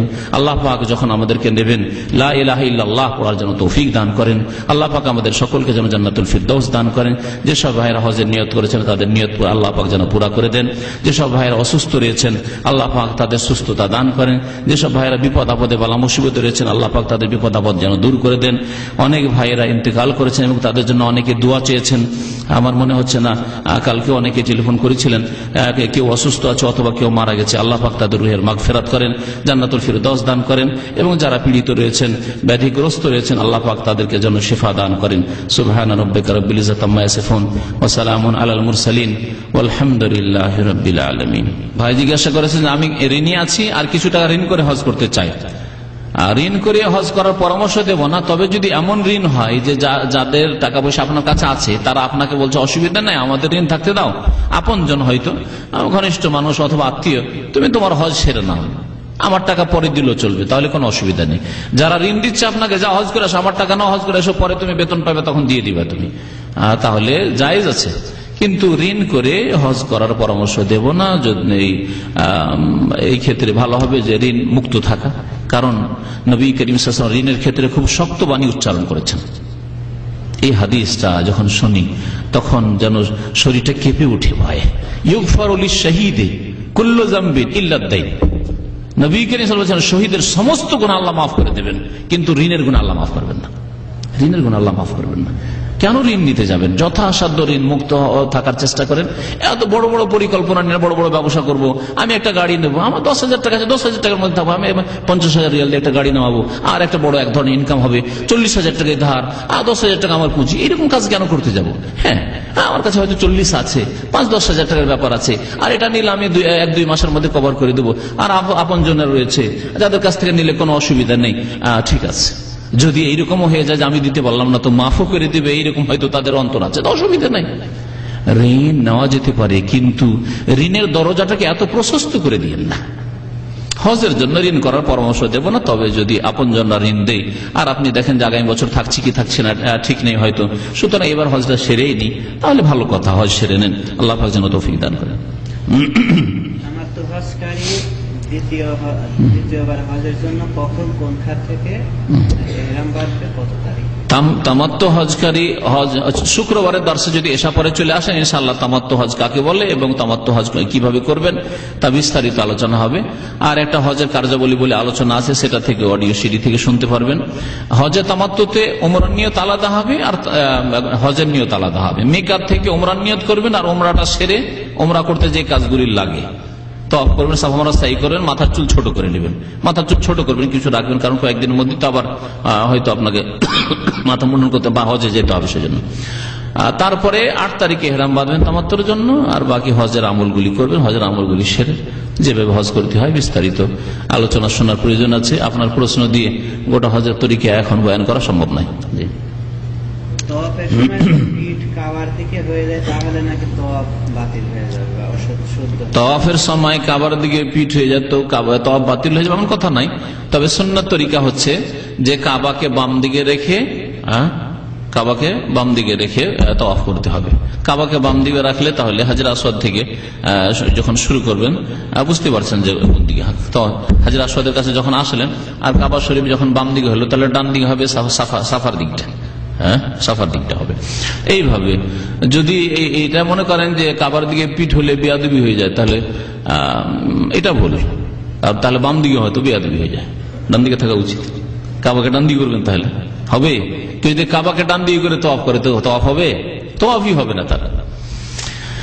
কিন্তু হয়তো এইভাবে বলতে চাইছেন যে কাবার দিকে পিঠ হয়ে যাওয়া মানে সুন্নতের খেলাফ করলে। হ্যাঁ, সুন্নতের খেলাফ অবশ্যই করলে। কাবার দিকে কেন পিঠ করবেন? কাবার দিকে কেন পিঠ করবেন? তবে 3 চক্কর দিলেন, 3 চক্কর দেওয়ার পরে নামাজ শুরু হয়ে গেল, তাহলে নামাজের কাতারে লাগার সময় তো কাবার দিকে পিঠ করতে হবে। এটাকে যদি কেউ ভুল ধরে তো তার এটা জেহালত, অজ্ঞতা। ইচ্ছা করে তওয়াফের অবস্থায় কাবার দিকে পিঠ করবে না, কিন্তু তওয়াফের মধ্যখানে তওয়াফ বিরতি দিতে হলে উজু নষ্ট হয়ে গেছে, সুতরাং আমাকে উজু করতে যেতে হবে, কাবার দিকে পিঠ করতেই হবে। যখন আমি টান দিচ্ছি বাইরের দিকে তখন, অথবা নামাজের কাতারের দিকে লাগার জন্য কাবার দিকে পিঠ করতে হবে, হয়তো কোনো অসুবিধা নেই তাতে। তামাত্তুকারীর জন্য তওয়াফ এবং বিদায় তওয়াফের পর কি সাই লাগবে? বিদায় তওয়াফের পর সাই নাই, বিদায় সাই হয়ে যাবে। বিদায় তওয়াফ মানে তো বিদায় তওয়াফ শেষখানে, তওয়াফে ইফাদার তো সাই লাগবে। জি, তামাত্তুকারী দুটো সেপারেট করলো হজ উমরা, সুতরাং হজের জন্য সাই আলাদা আর উমরার জন্য সাই আলাদা, 2 সাই লাগবে। পক্ষান্তর কেরানের জন্য 1টি সাই যথেষ্ট। জি, জামরা শাব্দিক অর্থ আমার জানা নেই। জামরা ওই জায়গাগুলির নাম জামরা, নবী সাল্লাল্লাহু আলাইহি ওয়াসাল্লাম বলেছেন, আর ওর জেমার অথবা জামরাত। জি,